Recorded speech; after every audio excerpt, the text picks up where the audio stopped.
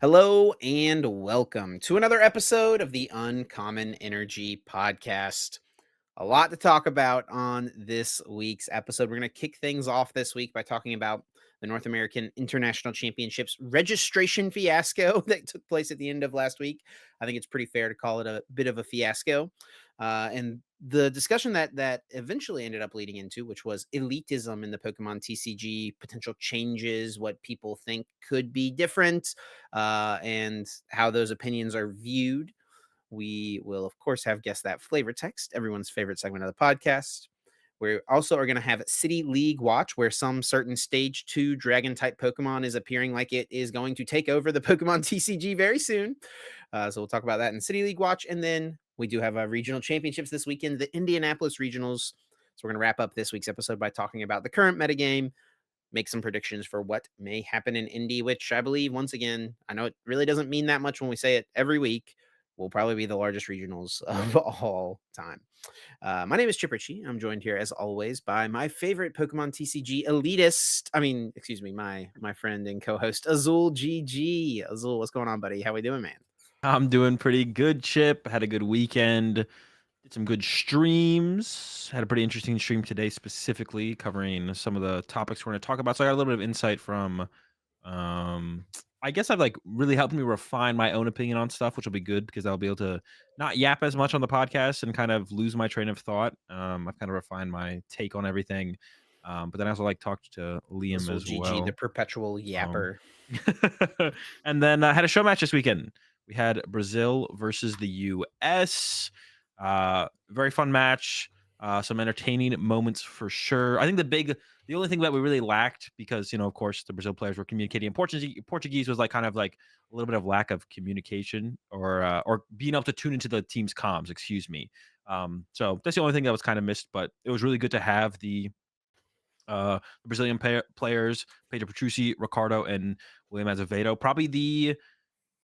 I'm gonna go and say probably the best group in the TCG right now. The most successful I think that's innovation fair. placements. They're just the best group in the game.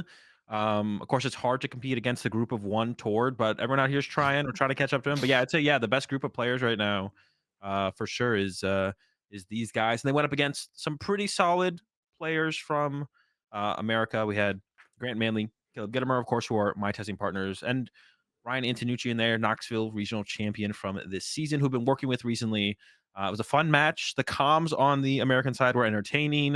The gameplay was great. It's awesome. It's really cool. And I had For the Win TCG to commentate the matches with me. I don't know if I mentioned this on this podcast or the bonus episode, but another thing that I'm trying to do with these show matches is not just highlight great players playing some great Pokemon, but also other content creators and figures in the community who are out there doing something and want to come on. I mean, For the Win is not. Bring him on to talk about some poke. Yeah, bring him on to talk about some poke. He's not really a commentator. He hasn't really done anything commentate based before, but it was a ton of fun to have him on. He was great at, hanging out with me, talking about the games that were happening in front of us. So it was a ton of fun. Yeah. So shout out to For the Win.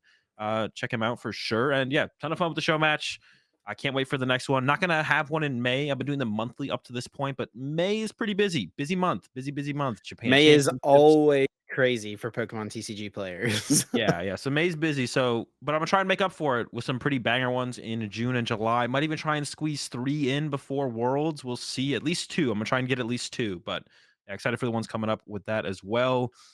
And just watched a lot of basketball this last week, man. And the True. playoffs, the Lakers losing yesterday. It was so close. That series was so close for a You weren't 4 for a amped to see the 4-1. Lakers lose? Nah, dude, I wanted the Lakers to get the reverse sweep, bro. And it looked, I don't know, if they got that game, they go home, they go You home, never home court know. You never know. advantage, push it to game 7. I don't know. I was actually gonna make a bet on the game if they had won that game, because I thought in my head, Actually, Azul yeah, gamble in right my here. head, I was the hardest game for them is this game right here. I think if they get to game 7, I think they could have closed it.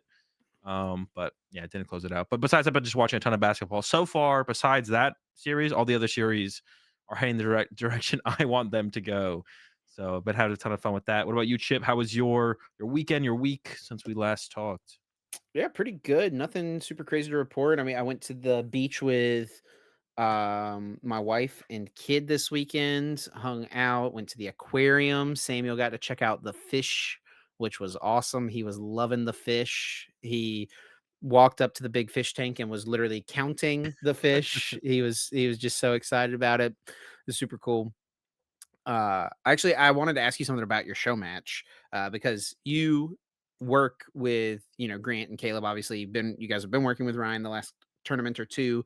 Uh, do you feel like the outcome would have been different if you had been competing as the third over Nucci? You, Caleb, and Grant being the core group right there.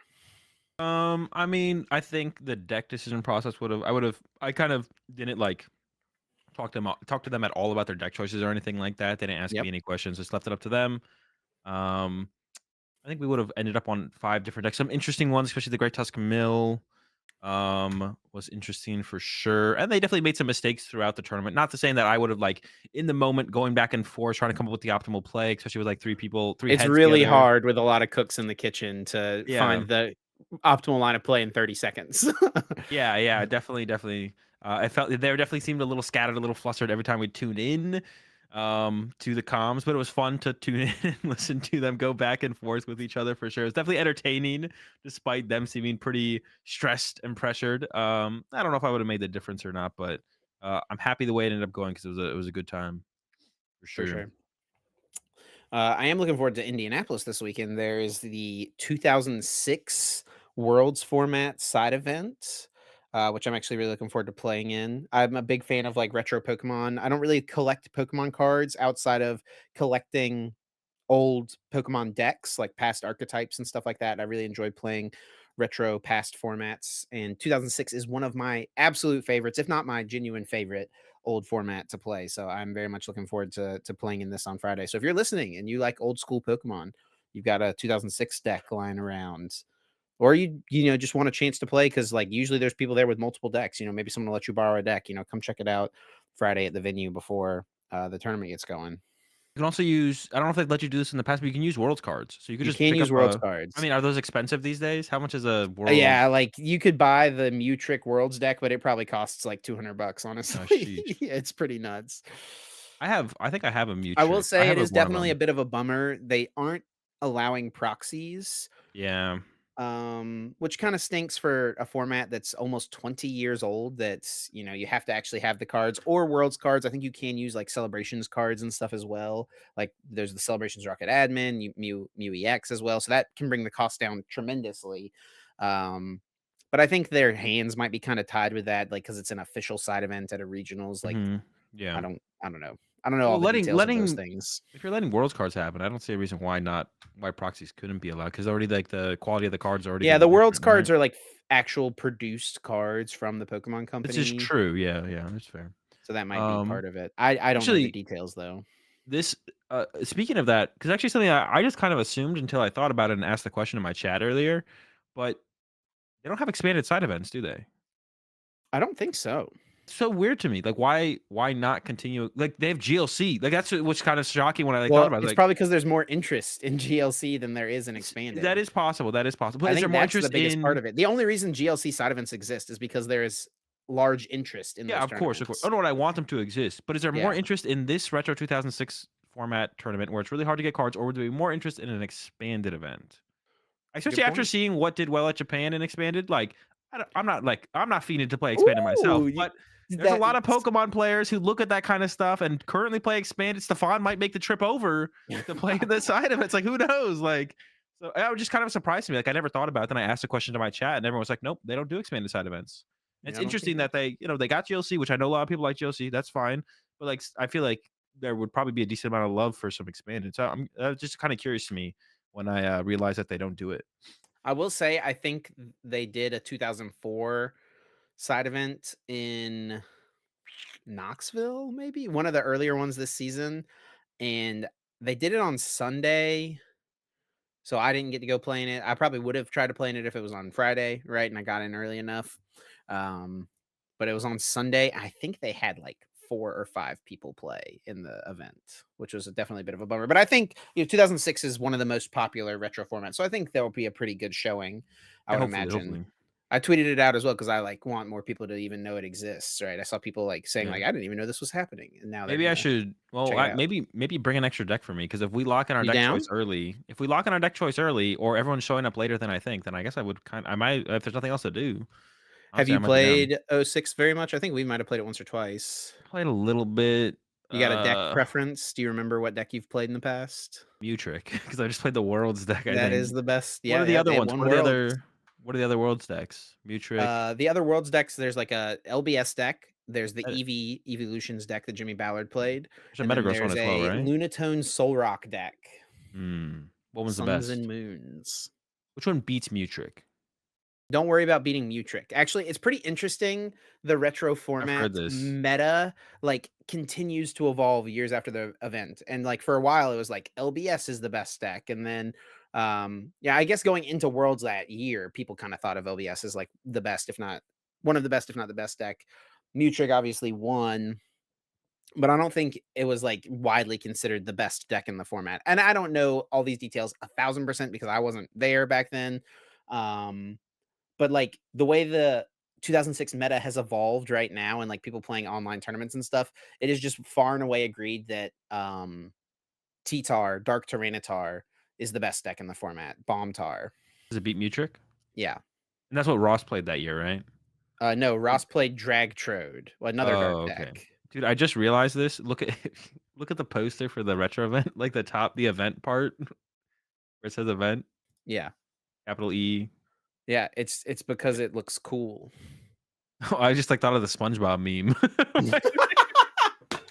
Wait, is that why they didn't do that Yes, on I think purpose, it's right? I'm pretty sure it's intentional Why? because Why would it looks cool. that does not look cool, and there's no way no, that is just literally there has to be a typo. It looks cool. It made me think of the SpongeBob meme. Like, Let me look when at they their I need to remind myself, I'm gonna go back and look at their website, but I'm pretty sure if we look at they do this indie often? side events, No shot. side events indie, here we go. I don't believe you. No, looks normal. No, everything else is pretty normal. Retro Well, event, wait, yeah, cha just the event. chaos event, Dude, who is doing this, bro? it looks cool. Is this Jimmy Ballard just, like, trolling? Like, he's just bored? He's just bored got bored on a weekend or something and just went into the site and just started messing with stuff?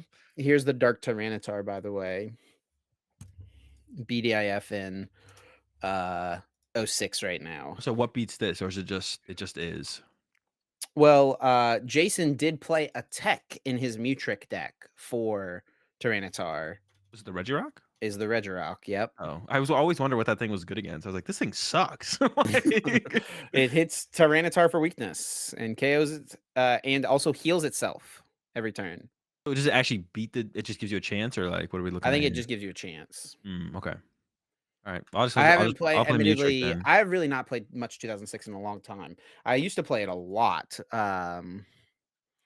back in, like, 2018. I played it all the time with friends and stuff like that. I have not been busting out the retro decks as much as I would like, to be honest, but Yeah, well, I which is guess I'll why I'm just excited for the tournament this weekend, so yeah, yeah. I'll even see if I can find my own Mutrick 'cause I have the World's deck somewhere, but if not, if you have an extra Mutrick, I'll then bring good. an extra deck for you. Alright, I'll rely on you then. I Sounds got good. you. No problem. Alright. Well, up first, NAIC did happen, registration has passed, and yeah, like Chip said, Hopefully, you didn't wanna play in the tournament yeah, 'cause it anymore, is you're just full.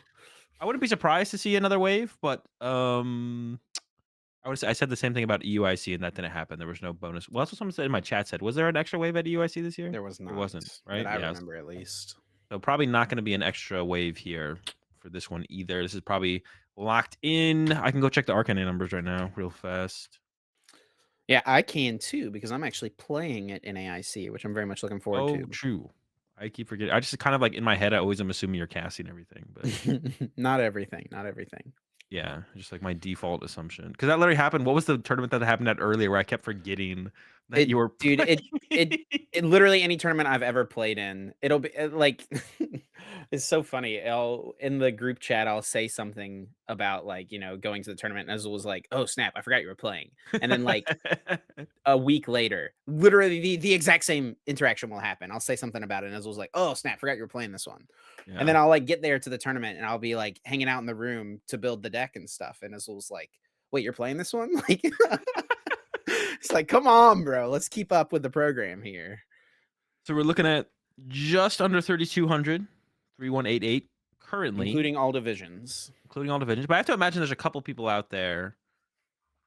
Process was you have to register twice. You have to register on the main site, the portal site, and we'll break down how that went here in just a second. And you have to go register on Arcanine. I'd imagine there's maybe a couple people missing for that, but it's not going to get too much higher than 3,200 probably. Probably not, yeah, I would assume. But yeah, so registration went live last Thursday evening.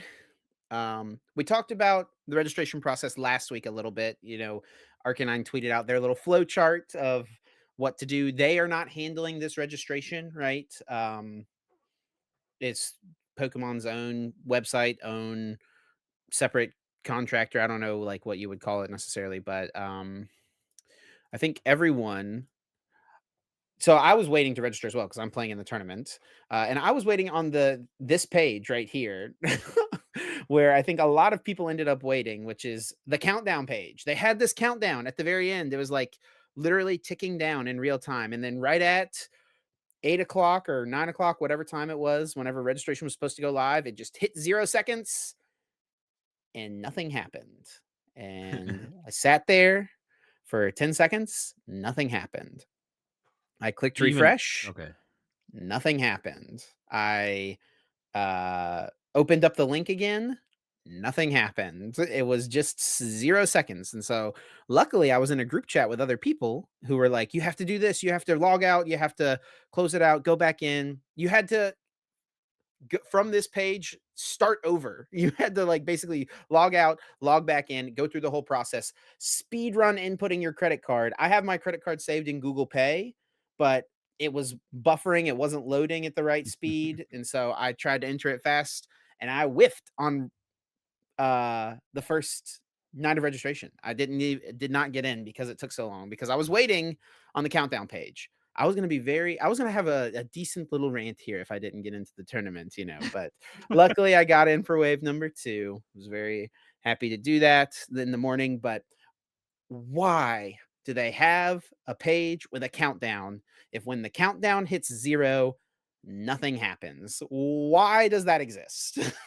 Yeah, it doesn't make much sense. Also, you have to like log out, log back in. Yep. Then did that take you back to this page where you could then proceed or No, I had to log out, log back in, refill out the full form of like oh, yeah, didn't save your selecting information. what game I'm playing, fill in all my player information, check all the boxes, the consent forms, all that stuff, go back through all those things.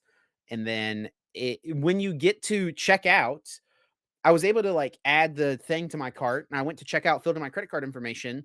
By the time I clicked checkout, the space was full. There was no space left for wave 1. So, going into checkout did not save your spot, which is something that used to be a problem, if I'm remembering correctly, with Arcanine. You would get Wasn't to checkout, and it wouldn't save your spot, but this was, like, yeah. 2 years ago at this point. Well, But yeah, I now don't even they like, know. forever ago, Oh, wow. implemented the thing where, it saves your spot for 15 minutes, right? The 15-minute thing. And that's been a great solution to that problem. And new system, biggest tournament registration process potentially ever. That was not implemented. So Yeah, it's unfortunate that this seems to be the test run of this process. Which I think we brought it up last week. Like this seems like it's probably going to be the process next season. We'll have to wait and see for sure. But them doing all of this to then just be like, and go back to Arcanine seems really weird. When they could have just sent us to Arcanine this time around, which is a much more refined and easier registration process. However, yeah, the idea of even trying to figure out that you need to go to Arcanine to begin with is such a chore. Having the sure. registration be on the Pokemon.com website does just kind of make sense. If it worked better, man, it is like why is every technological thing such a failure from TPCI lately? Like, uh, new software system scrapped. That's probably the most embarrassing one. I'm not gonna lie. Not enough people know about that, but Yeah, now y'all know. PEM. Yeah. Yeah. If you know, you know.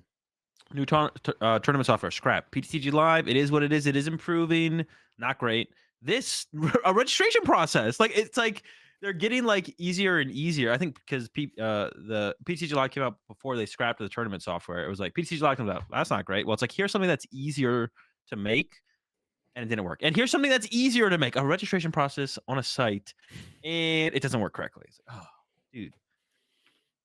Well, hopefully this gives them the information they need to fix this if they plan on using this moving forward. But yeah, that's pretty rough. This makes me even happier that I got the stipend for NAIC Yeah. because yeah, that would have not been like it would have been a pretty frustrating process to have gone through. It doesn't like people were mostly on like a I don't know, even playing field if that's what you want to call it to get registered overall, but um yeah, overall it was pretty still an even playing field. But yeah, the having to figure out you have to log out and log back in is definitely an unexpected step for a lot of people. Yeah, this was a pretty interesting post I saw after everything that happened with NAIC from Optimal60 on Twitter, talking about how they Googled the NAIC site vendor, Rain Focus, and their reviews are largely positive except for this one. And here's what the review says. First off, like, what did you like best about Rain Focus? They said customer service is generally responsive. And then what did you dislike about Rain Focus? And here we go. They said this product is the absolute worst. The Google reviews are clearly fake reviews. Our small team of 9 of graphic designers and project managers had no idea we were going to have to stand the whole site up from scratch ourselves until after we had forked over $100,000. Up until then, we were under the impression that Rainfocus would dedicate people on their side to create the platform for our event, given our direction and needs. We felt completely blindsided. Instead, we had to watch over 30 hours of grueling tutorial videos within 4 days to learn how to build a site from scratch. They don't even have templates to build a platform. They refused to allocate a person to help us build the site. They only compromised by giving us live tutorials occasionally. The event that we were planning for was launching in 4 months, which is very little time to learn how to build a site from scratch. The end result was a primitive, shoddy virtual event platform that would break every other click.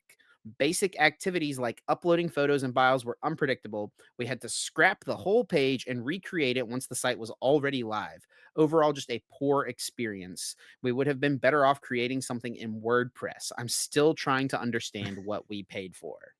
So, oh yeah, so the rain focus thing. So they're not even. It's not even like a something that Pokemon made. Rain focus is like a data collection software or something, right? I would assume. Yeah, their webs or their Twitter bio says optimize and simplify every in-person, virtual, and hybrid event with a single data-driven platform. On their website, it says elevate events to drive demand and accelerate growth. Okay, so it is like a.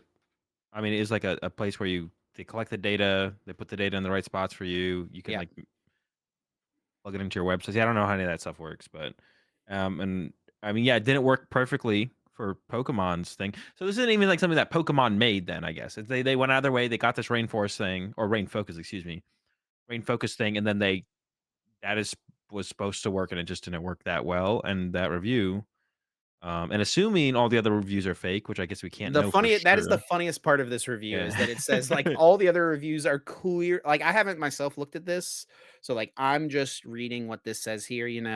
Uh, not giving my thoughts or opinion on it necessarily. I do not know if those Google reviews are in fact fake, but Yeah, why? Like I don't know how they. obviously this is a pretty unhappy customer.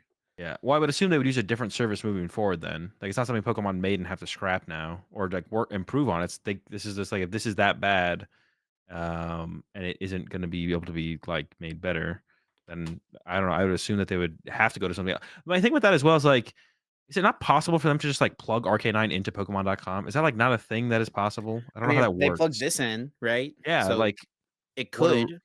Why not? What is the hang up What's here? the holdup? Yeah, that's a good question. Yeah, I saw someone actually had a pretty good, let's see if I can find it, post about how, I mean, you mentioned like how technological things just don't work with Pokemon, Yeah. TCG Live, PEM. Arcanine has all come a the long way though. There's had its ups and downs, but this season, yeah, like yeah, but that's Arcanine and like Pokemon in general, they are being more aggressive about fixing things. But like, yeah, when it comes to the technological like creating of stuff or utilizing stuff, why are we coming up so short so consistently from TPCI? yeah, Oh, I just saw the post. I think you just missed it. Switching from one vendor. it's not this post. Oh, okay. It's this right here. This is Dylan Bussert, who's judge from the North Carolina area. His kids used to be really involved in the game, not playing as much currently, but there's actually a response to that post I just read from Optimal 60. He says the best software for TCGs is made by people that play TCGs. Arcanine, Limitless, Pokestats. It is universally true in all business. Knowing your customer results in the best products. Yeah. I mean, that tracks, right? Yeah. Definitely tracks. Yeah, I don't know. Like they've had such a good relationship with Arcanine. It's there. Why are you paying Rain Focus to do this? I mean, maybe it's something on Arcanine side where they don't want to like merge the platform or something like that. I think having the registration page on Pokemon.com makes too much sense. And Yeah. we've been kind of not having that for a long time. So, I mean, that seems like what they were trying to do with this, but they, for some reason, maybe don't have like Tom implemented to work with it yet the way they do. But would you ever be able to get Tom to work with Rain Focus the way Arcanine does? It's kind of like linked I up mean, right there, anything is right? possible with coding and programming, right? Is Like anything possible with Rain Focus? that could be the issue, right? Because then why are they even doing? I just why But did it's they like, even why have this switch from thing? one vendor to another, right? Arcanine is a vendor for TPCI. Like, why do they switch to this rain focus thing? The more like we're digging into this makes me feel like this was like a one-time thing for NAIC, but then I just don't understand why. Why not just use Arcanine as you have in the past? Maybe they were the only And thing if I they could I do guess want to bring it fully in house, they should just buy Arcanine. hopefully, yeah, or pay them enough that they're like working together. Like if they don't want to like fully sell the product or whatever it is over. I guess the only thing I can think about is they weren't confident in Arcanine being able to handle the demand of people who are going to try and register for NAIC But it's in handled every one. regionals that's this number of Well, no, people. there was a couple times throughout the season where it did, but I think I did see, um The stuff in the last 3, 4 months has all been pretty positive from yes, yes, Arcanine. Yeah. yes. I think I did see Carlos say somewhere that they were, like, prepared for potentially up to 10,000 people at one time or something. Yeah. I think I saw that somewhere.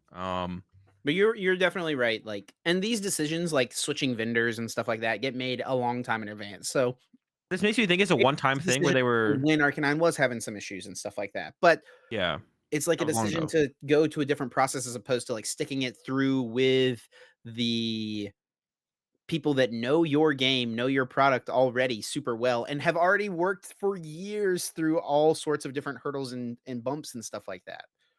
Yeah, I'm gonna make a prediction that they were just using this for a one-time thing because they were scared of Arcanine not being able to handle the potential amount of players who are going to try and register, but they probably started this rain focusing like 4 months ago before RK9 has fully fixed all of its problems.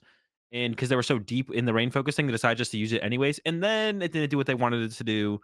And they ended up with another registration fiasco. But RK9's been great. The only problem with RK9 is that it's hard to know that you're supposed to go to Arcanine to register or to know where Arcanine is. Like that's the only problem with it not being. It should, but if you get Arcanine on Pokemon.com, if you could like, when you go to the regional page, it has all the regionals. If you could like click a button next to one of the regionals that takes you to an Arcanine page of the tournament, I mean, that's what the insane. international championships page looks like. Oh, what is that? Well, that one, yeah, that one has a lot of information on it. Honestly, Yeah, so if you go to the Pokemon International Championships page here, switching over, you can just click on any of the events and it takes you to mm, the more details about the events, which is great. Uh, for NAIC specifically, it takes you to the NAIC page and then links you to the event registration portal from here, which yeah. takes you into the Rain Focus setup. You can They see. could even do something better that looks. I'm gonna give a shout out, like I like to give to PTCG Legends creator Alex Wilson. That they should just like take a second to look at that and be like, oh, this is how you do it. Upcoming registration information. Boom, there it all is. It's all the tournaments upcoming, all of them, the ones in Japan, the ones in Korea, like, and then it takes you to the pages. It's so simple. It's how does this not exist on Pokemon.com? And then it would take you to the Arcanine. You could, in that kind of situation, it would be fine if Arcanine was separate, right? Because it would still take you directly to the Arcanine page. Oh boy. All right. But yeah, fiasco. Um, and it sold out fast, right? It did. Just one A of lot the of people hiccups. missed out as well, right? I think it was, Andrew Estrada said that he whiffed on both waves, world champion, someone who won the first regionals of this season, right? Yep. Kind of a bummer he wouldn't be there. Another one that really stood out to me of someone who whiffed was Pokey Emmy, who's, w I guess runs Girl Power TCG, or is like the Yeah. team mom of Girl Power TCG.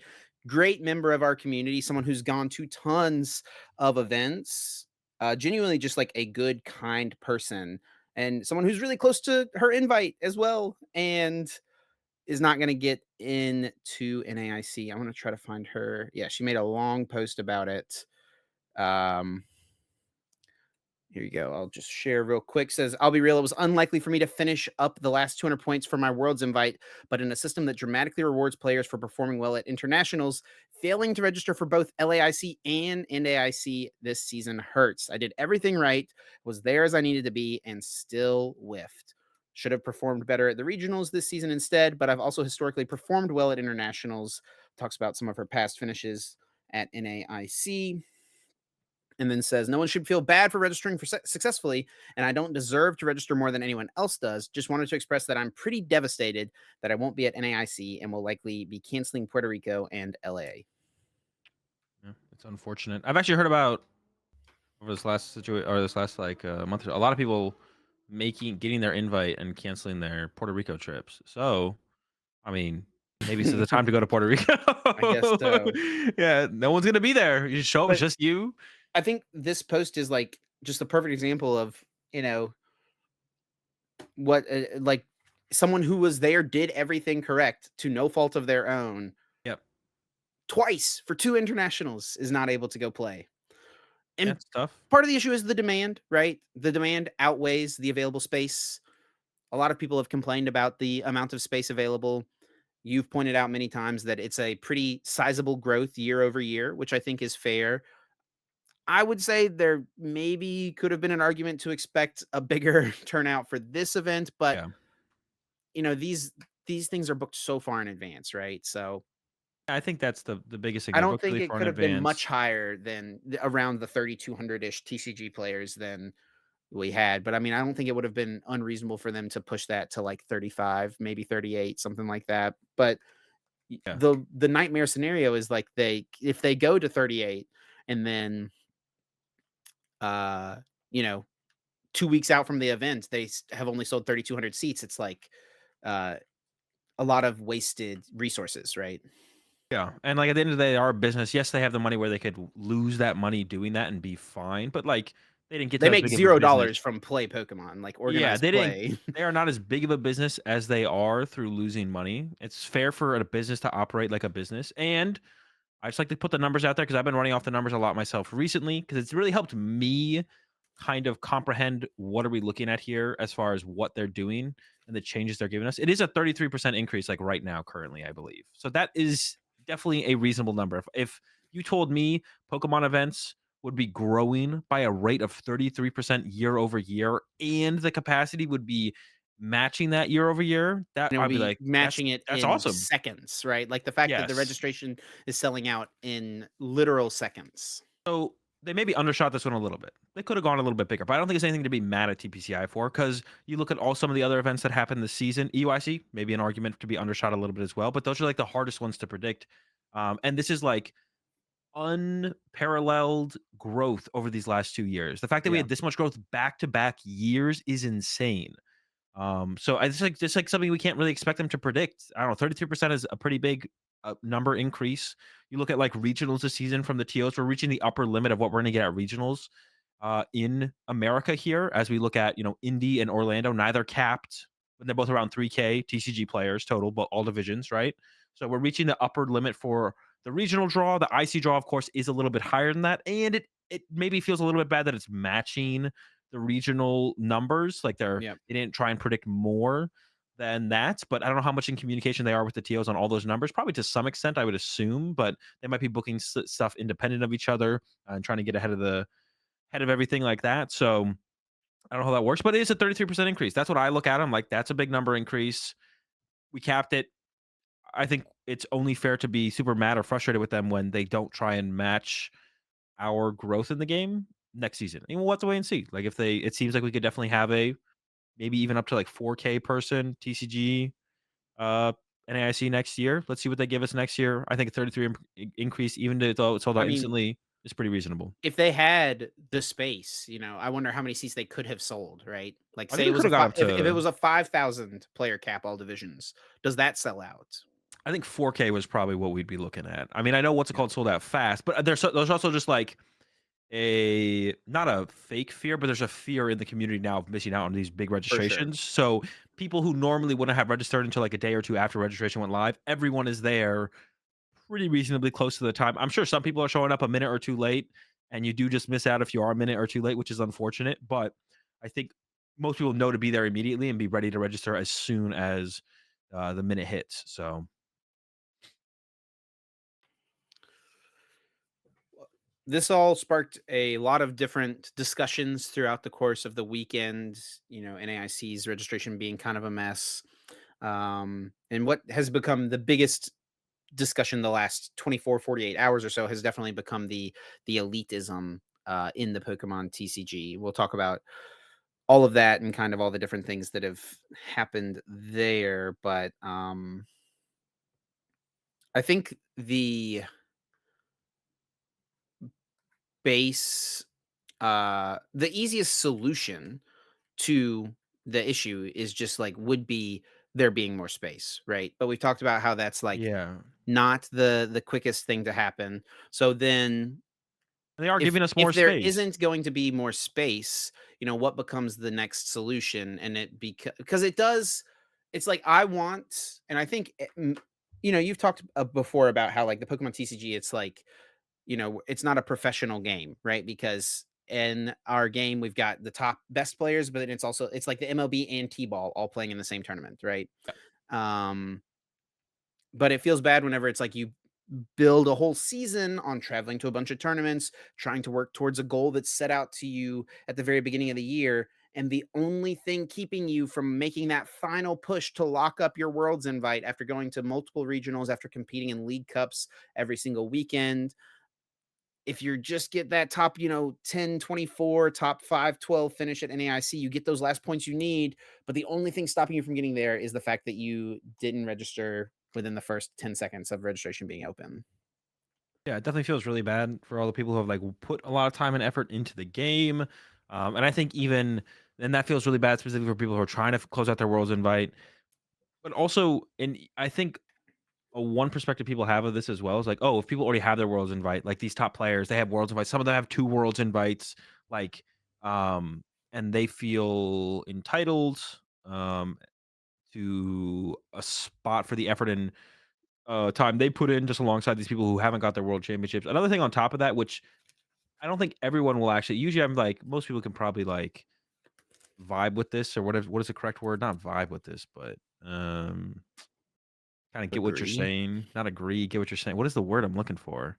Most Like people comprehend, understand, like understand and understanding. Not everyone will be able to vibe with this, but when you're a really competitive person and a competitor in something that you love competing in, missing out sympathize. on now, NAIC isn't the big one. The big one is obviously Worlds, but, like, missing out on any big competition like this just feels really bad when they basically you're consistently putting in the time and effort to compete and try and win these tournaments Yeah. after tournament after tournament after tournament. So missing, like, a really big one like this, and IC, it just, like, it just feels really bad. Like, and I don't think everyone's gonna be actually, I just don't think everyone is gonna be able to vibe with that and understand that feeling because not everyone's as competitive as everyone else. But when you're, like, at the top level of competition, you're a competitive person. It just feels really bad to miss something like this, even if you already have your world's invite. And you don't Yeah. need an AIC to get your world's invite. That's not really the point So yeah, a for that perspective. big kind of where the discussion went from, the NAIC registration being an issue was like, do certain people deserve spots in the tournament over other people, right? Should someone who's worked all season to get to this point to only need to get a championship point finish at NAIC,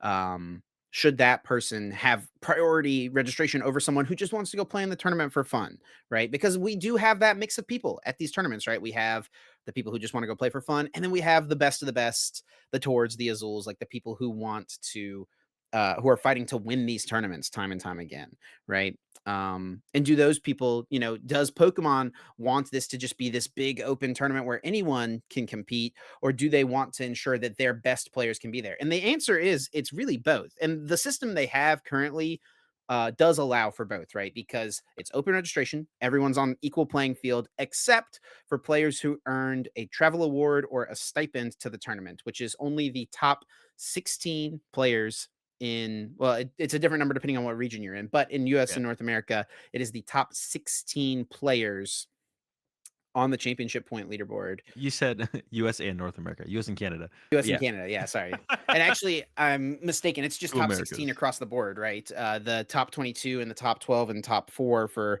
the other regions is for, the round 1 bye at Worlds, the tier 1 invite, right? I think you actually might be right on that, Yeah, yeah. I think everyone, it's Yeah. top 16 no matter what rating zone you're in. So the top 16 players do get a guaranteed spot, which is what you had for this tournament. So your Yeah. registration, process looked a lot different than mine, right? Yeah.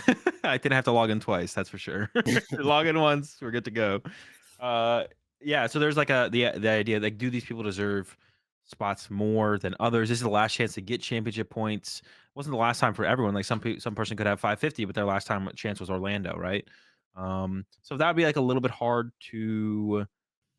I guess like looking at it, that's kind of like the question. And of course, the immediate word and term that people in the Pokemon TCG community for some reason love to jump to is elitism. When everyone talks about something being potentially deserved through earning it, which now I'm not going to say this is for sure. People like to like assume that I like am like super set in my ways or something for some reason. But my after doing some research, my understanding of the word elitism does not really coincide with the idea of earning something through a system that anyone can utilize to earn the same thing, which is what we'd be talking about in terms of current stipend and travel award system. And then you had a lot of players talking Well, about the but I think idea. where the argument comes is like it's not something that everyone has equal opportunity to earn necessarily, right? Not everyone has the opportunity to travel to every event, every regionals, Of whatever, right? course.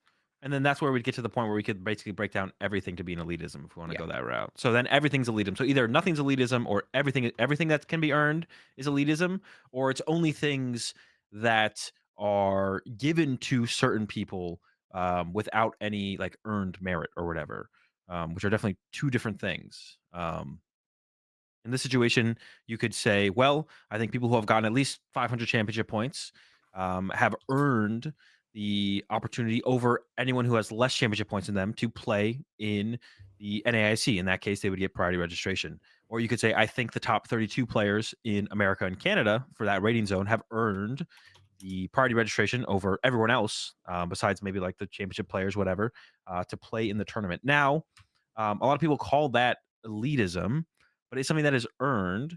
And on top of that, when you hear players kind of complain, definitely, that the fact that they can't get in, they're so close to their invite, or hey, man, I'm a top player this year. I'm like top 16 in North America. Maybe not top 16 for the stipend or traveler, but I'm top 16 in North America. It really sucks that I can't play in this the big one before the big one, to close out my season in competitions. Um, and with all of these complaints, people are not asking Pokemon to, in the middle of the season, actually change the system, but it is advocation for change for the future. They're saying, hey, next season, if this is going to be the same kind of situation where it's like, the cap is going to, or we're going to, it's going to, registration is going to fill really fast. The cap might not be able to supply everyone who wants to go to the tournament. It seems like there should maybe be a consideration for people with a lot of play points, a lot of championship points to get priority registration, or just players who are some of the best players in the world to go to the second biggest competition of the year.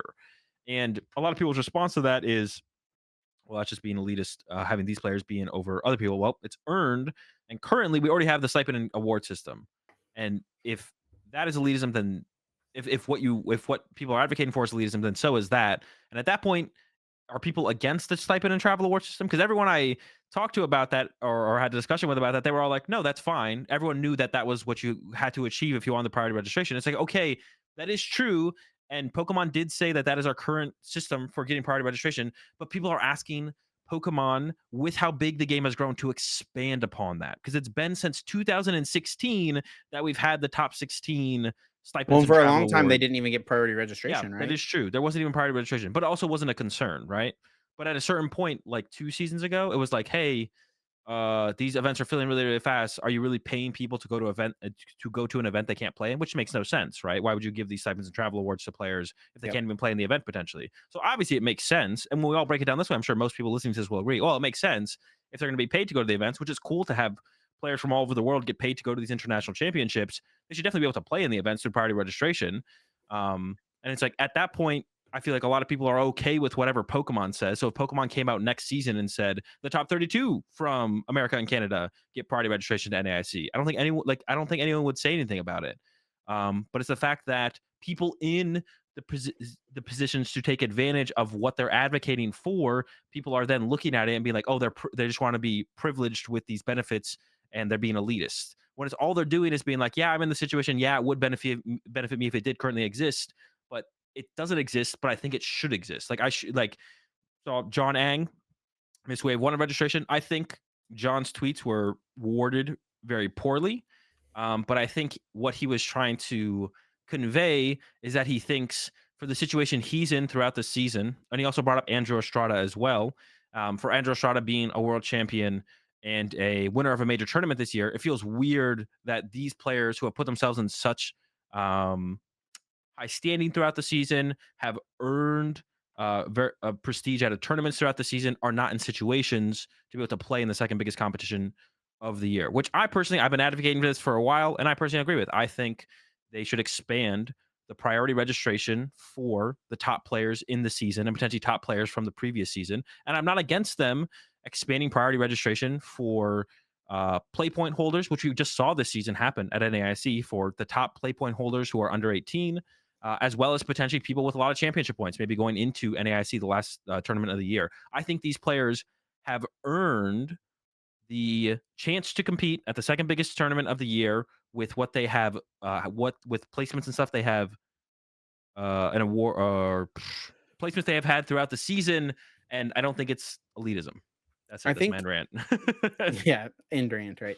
And rant. I think it does kind of depend what the Pokemon Company International wants these tournaments to be. Do they want it to be first and foremost a competition, or do they want it to be first and foremost a event, a convention, a gathering of, people who enjoy have a common, hobby, a common thing that brings them all together, right? And I mean, it definitely feels right now. It is much more so the second thing, right? It is much more so these tournaments are meant to just be a big celebration of the game and not necessarily first and foremost a competition. Now, do they want it to be more of a competition? Because if so, like those are the types of changes they should make. But I mean, is that also something where it's like maybe the Pokemon community needs to come to terms with that's not what their goal potentially is here, right? And we don't know what their goal is, right? We don't know if they want this to be the top level competition. But I guess It's what they've given us, like it is a competition, right? You earn prizes, you earn championship points, you earn tons of cash, the booster packs. Like they put so much production into these things. It's a big yeah. spectacle. It definitely seems like at a level they want it to, it almost feels like there's like a disconnect there between what they truly want it to be. I just think it's not hard for it to be both. You can invite the top 32 players or even top 64 from every region to play in these international championships. You could Well, so invite, like someone like Andrew Estrada, for example, and like yeah, we're not trying to use anyone specifically for any reason or another, but his name's been brought up here. Andrew won that first regionals of the year, right? He's a former world champion. He's obviously an amazing competitor in the Pokemon TCG. And from a competition standpoint, I think any fan of the game or any competitor of the game feels like Andrew is the type of player that deserves to compete at the second biggest tournament of the year, right? yeah. But he's not someone, he won that first regionals, got his invite, has not played much at all, right? That's what I He's was gonna not say. I don't know if Andrew fits the criteria, but that's what I I was gonna mean, say. Yeah, yeah, like there's always gonna be some cutoff, right? yeah, of course. I just think, yeah, I think it's currently at the top 16 uh stipend travel award system is like needs hasn't changed since 2016. The game has grown a lot since then. We should be looking at 32 or 64 as like the cutoff for that. And even maybe switch up the system. Like On my stream today, I talked a lot about this kind of stuff, and at the end, I did eventually come up with like a system that I would like to see implemented, which would be the top 16 from last year, the current top 32, at least using America and Canada as an example, because Europe, Latin America might have to be different. The top 16 from last year, the current top 32, and the top 16 in between uh, uh, stipend quarters or whatever to gain stipends and travel awards should all have priority registration. As far as top level competitors are concerned. And if they want to add more priority registration for play point holders or as people a certain amount of championship points as we get towards the end of the season, I'm also all fine with all of that as well. The only one I've thought about and put a lot of thought into is, you know, how I would like to see more top level players at tournaments. And people say, Azul, but this benefits you in the moment. It's like, yes, it does. But after I retire, if I retire tomorrow, I will still advocate for this because I'm a competitor and I like watching the highest level of competition. No one wants to tune into the stream and or more people want to tune into the stream and see Tord than just like Joe Schmo versus Joe Schmo, right? Like that is just a fact. And to kind of go with that as well, to grow the game in different ways, in another way that the game can be grown is by creating platforms or not platforms to an extent, but making it easy for stars and superstars to be created in the game through giving them consistent access to playing in their large competition. That's another a way for the game to grow and matter. And I know someone in the comment, someone's already typing up a comment, Azul, I don't care who plays on stream. I just want to watch Pokemon play on stream. That's good for you, but that is not everyone.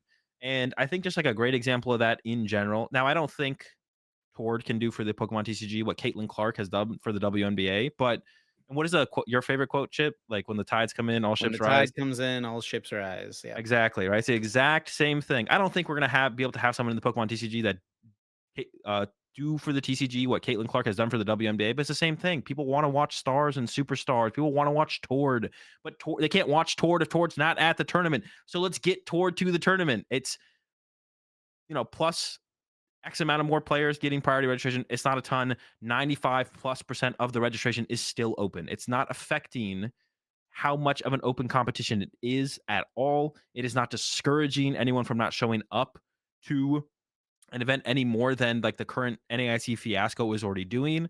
Like, if only in the long term, it can only benefit and grow the game more to continue to give top players access to playing in the biggest tournaments. Like, that's it.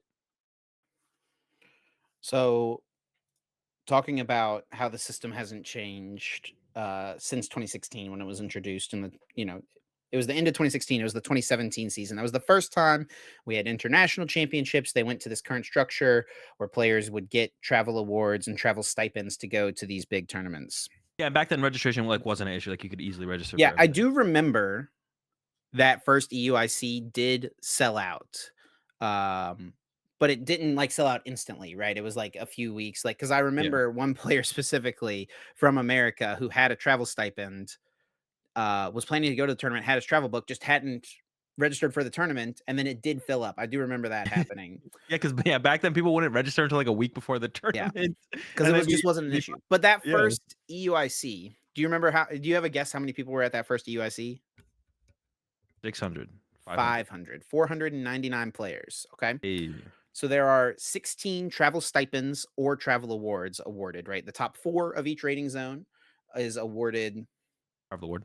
travel award, and the top 16, 5 through 16, is awarded a travel stipend. From the four major rating zones at the time, that is 64 players. So 64 out of the 500 players is over 12% of the playing field that they didn't get priority registration back then, but those are people that Pokemon is paying and they want to be at the tournament, right? Yeah. That's like a pretty decent chunk of the player base of like people who you are paying their way to be there. Like that's pretty obvious. If you want 12% of the field to be the best players, like you're focusing on the competition level of things, right?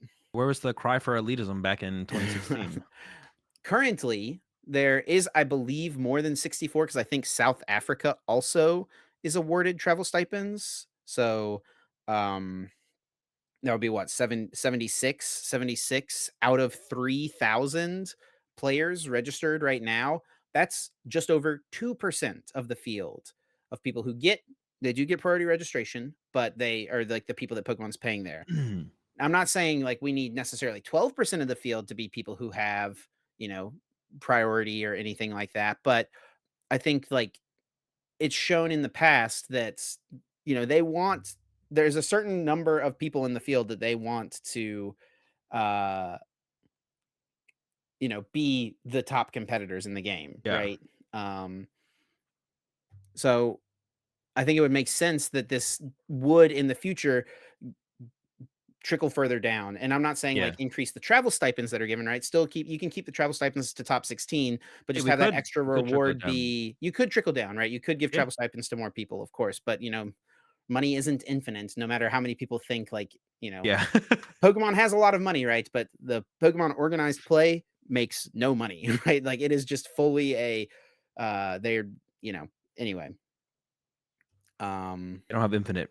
they don't have infinite money, right? Yeah. Um I will say I will follow up to that with saying, one reason I am so passionate about the whole elitism term is because it's a very, like, negatively loaded term in today's society, like, and if anyone sees something being called elitist, then it's usually a bad thing. So, like, people like, I just think it's a term that is being misused in the Pokemon TCG community. So I'm just trying to do my due diligence by removing it from the TCG community when it's not being used properly. And I think we should stop using that term in the way that doesn't make any sense.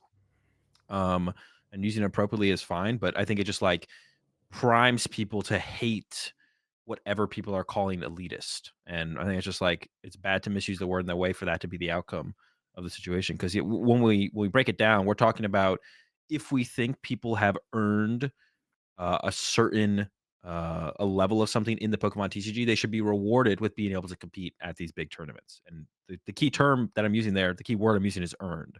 We think these players have earned it. Now you might think they haven't earned it, and that would be fine. Um, but I feel like I never had gotten to the pushback to the point from somewhere where they're like, they think we should do away with all priority registration, the play point stuff that happens at NAIC for the first time, the travel awards and stipends. Basically, people push back to the point where they're like, well, Pokemon said the travel awards and stipends are fine, so we'll leave it there. So it's like as soon as Pokemon says something fine, then you're just okay with it. So you just don't have an opinion at that point. You're just wanting to latch onto someone being quote unquote elitist at that point, and that's kind of, in my opinion, that's kind of cringe. Like if you have the opinion that there should be no priority registration, I'm down for that opinion, but don't have the opinion whatever Pokemon says is just like the way it should be, and that's like fine. Because if Pokemon does just come out for next season and be like, yeah, we're gonna give it to top 32 this year, then you should be against that. If you're against current top players asking for more than just the top 16 being invited next season, if Pokemon comes out and says, hey, we're going to give it to the top 64, you should be actively against that because otherwise it makes no sense to be against people just advocating for change. Although I will say, I do think so there were some pretty poorly worded tweets from some of the, there's definitely some poorly worded tweets, but what they're advocating for is simply more priority registration for people who they feel have earned the priority registration. And I think that's where, I mean, my rant on elitism ends. I don't know if you had any follow-ups for this one, Chip. no, I think we've covered it pretty thoroughly. This discussion did continue on to evolve.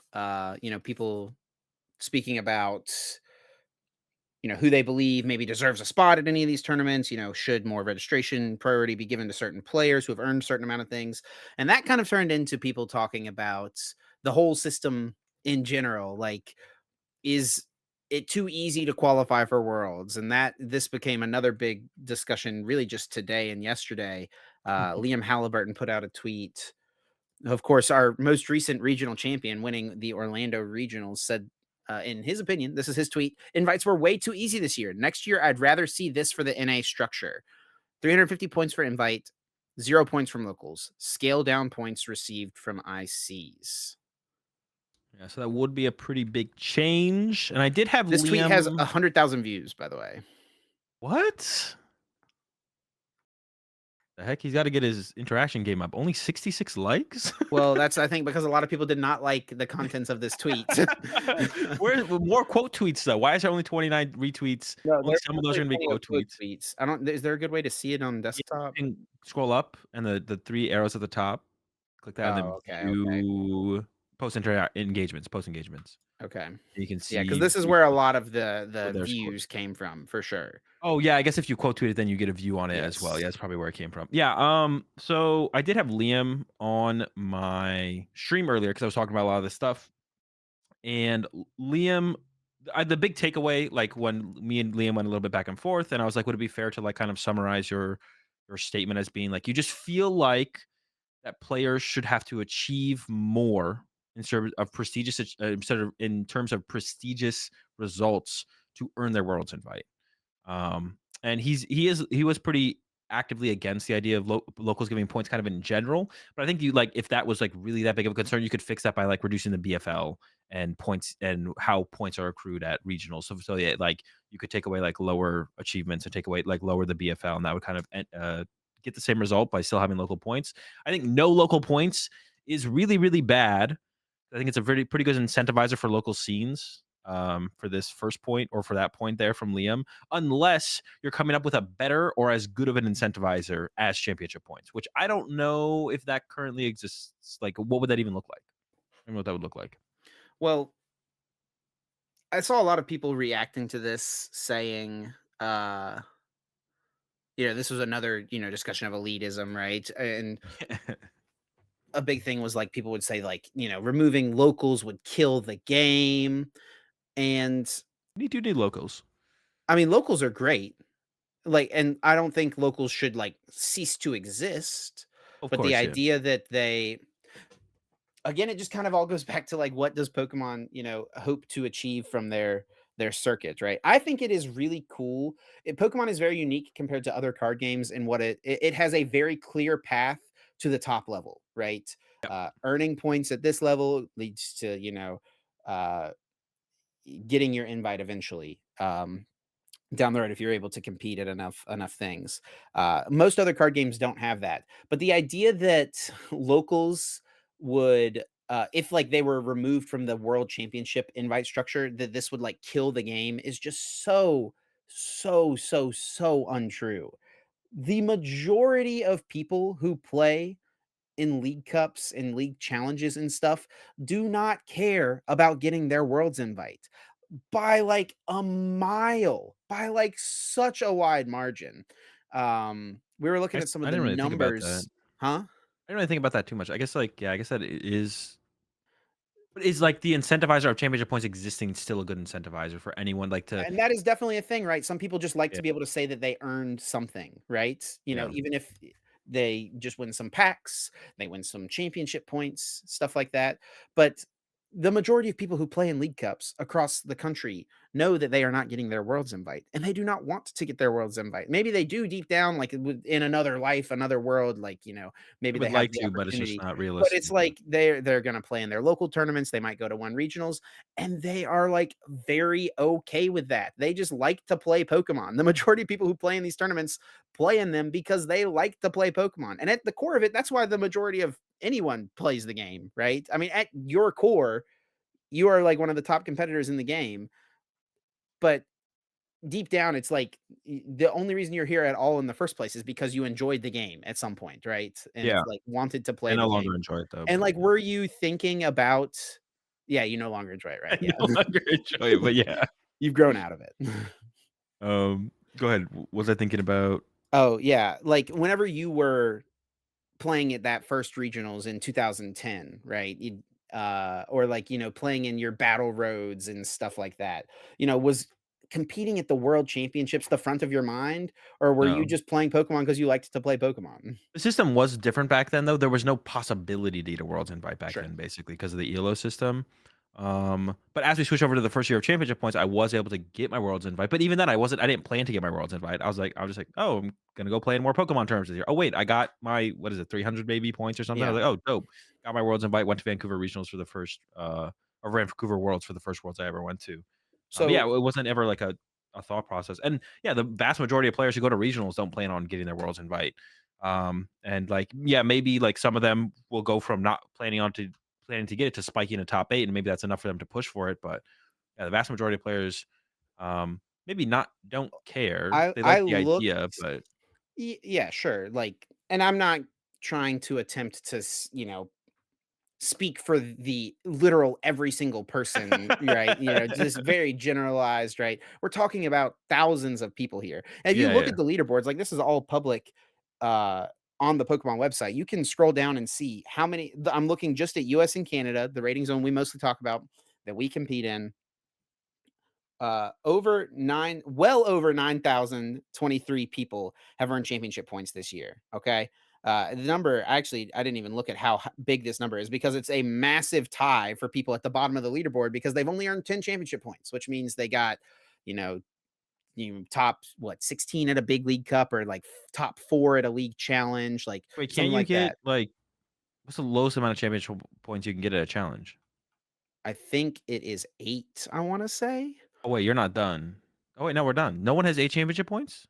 I Or is don't it think 10? so. Maybe it is 10. Maybe 10 is, yeah, 10 for top 4, something like that. I think it Yeah, like a okay. big league challenge you can get less championship points than that, but anyway, Oh, like a top 8, yeah, regardless yeah. of the point here is like thousands and thousands and thousands of people have earned championship points. And if I actually scrolled and looked at this, it's like well over 50% of the people who have championship points right now that are opted into the rankings, by the way, because not you don't automatically get put on this leaderboard just for Yeah. signing up at a Pokemon tournament. You have to take your player ID, go online, opt into the rankings, right? So if you haven't done that, you're not showing up on this leaderboard. So everyone who has opted into the rankings online, over 50% of the people who have earned championship points this year in the US and Canada have less than 50 championship points. Yeah. Well over Like, 50%. It was like 4,800 people have less than 50 championship points. we could even say there's probably this number's at least 10K with the people who haven't opted in, right? Oh It's only yeah, like like it's probably way more to be honest. yeah. Yeah, and, I mean, like, when you even think about, like, who's going to, like and, like, the one, like and, this is a thing, but it's, like, the thing that people bring up in the elitist argument always is, like, "But anyone can show up to NAIC and win it and get their invite. Yeah. Everyone should have the equal opportunity to do that." It's like, yeah, anyone can, and there's still an opportunity for a lot of people who can't get their invite unless they win to show up and win the tournament. There's still gonna be, like, 1,000 plus people probably, or probably, like, 1,000 people who, like, need to win NAIC. 1,000? How many do we have? 2,600-ish? Yeah, probably like 1,000, 2,400. Probably like 1,000 people who would have to win to get their invite. Maybe top 8. Some of them will have to get top 8, but it's not like this opportunity is going away, right? This opportunity is very much there for anyone to still do. You can still win a regional to get your invite. You can still do that. Um, like, these are all opportunities still for these players. But the big thing here is just like the idea that Yeah, I don't the yeah, main thing that most people who play the Pokemon TCG care about is earning their world's invite is 'cause yeah, just like so untrue, right? yeah, I honestly and this is got put in perspective for me a little bit today earlier where I was having so many discussions about this kind of stuff. I think, like, it's just not yeah, it's just not that getting the invite is, like it's a big deal to the people who wanna get the invite, but that's, like, the minority overall. Vast minority. Like we're Yeah, talking way less than 5% of the Pokemon player base. yeah, it definitely is. Um, for sure. Yes, I don't even know how much it would matter. I think some incentive, of course, to, like, want people to go to locals is big. I did one thing that, did get brought up, and I actually had a conversation with someone yesterday who kinda said the same thing was, um I had James on my stream earlier as well, and James was like, he's like, the idea of not forcing good players to go to locals, but, like, that being a product of the system is, like, a good thing for the game in terms of, like that's how he got more competitive at the game was meeting Brent Tonneson Yeah.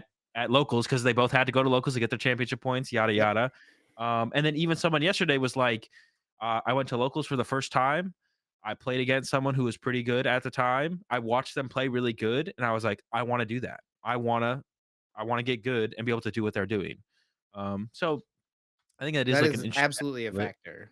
And I think even, like, locally, like, the players who are coming up just getting into the game, they like the idea of, like, that being, that can be like the first benchmark. I gotta beat this player, the good player in the local scene. That's like my first, the first benchmark to hit or something like that. So that's, like, always kind of, like, cool to hear. So, yeah, overall, I mean, like, I think yeah, championship points existing at locals, maybe it isn't like the end all be all. In my head, initially going into this, from what I had like talked about earlier, I was like, it definitely seems like they should exist, and it seems like it's a pretty big incentive to exist. But maybe it's not like as dire to have around.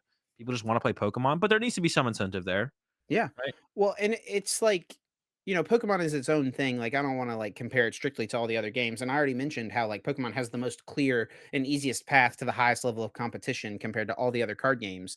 But if you go into any trading card store on just any random night of the week, you'll see people there playing some card game, right? Magic, Yu-Gi-Oh, One Piece, whatever it is. Um, The idea that, like, people have to have a lofty like, this carrot dangled on the stick in front of them in order to, like, want to play the game is just untrue, so untrue. People just Yeah. want to play the game because they like to play Pokemon, you know? Like, I'm going and playing at NAIC, we talked about earlier. I would have to win the tournament to get an invite or get second place, I guess, to get the invite. Like, I'm not going there because I'm hoping to get my world's invite, right? I'm obviously gonna try to compete and like do my best, but like I'm going there because I like to play Pokemon and I like to compete at Pokemon as well. So I don't know. Yeah, I It's think like there is kind of like a there's false just there's narrative. it's this idea that like the only thing people care about is championship points. That's like a false narrative being pushed, I guess, a little bit out there. That's like, yeah, people are always just always constantly competing for championship points, which it is like the only thing to play for if you're playing for something. But a lot of people are just playing Pokemon to play Pokemon. And some people do like to just be able to like some of those people who we mentioned, like that have 50 points or whatever on the leaderboard, maybe they won their league cup and it's like, I earned 50 points. And that's like a cool thing for them to be able to say that they were able to do. Maybe they beat a good player in their area, like you were mentioning, right? Um, so like I think it is something that it is good that it exists, but I don't hate the idea of a world where it is like focused on the bigger tournaments more so than Yeah, locals. Now, I do like the fact that locals are part of it, mainly for the reason that you mentioned, of like, it gets more people in your area kind of interested in the game because the big stars are going and competing in the local tournaments. Like that's a really cool aspect of our game for sure. But the biggest thing with this discussion for me was just like that is just so untrue that that's the only thing people care about.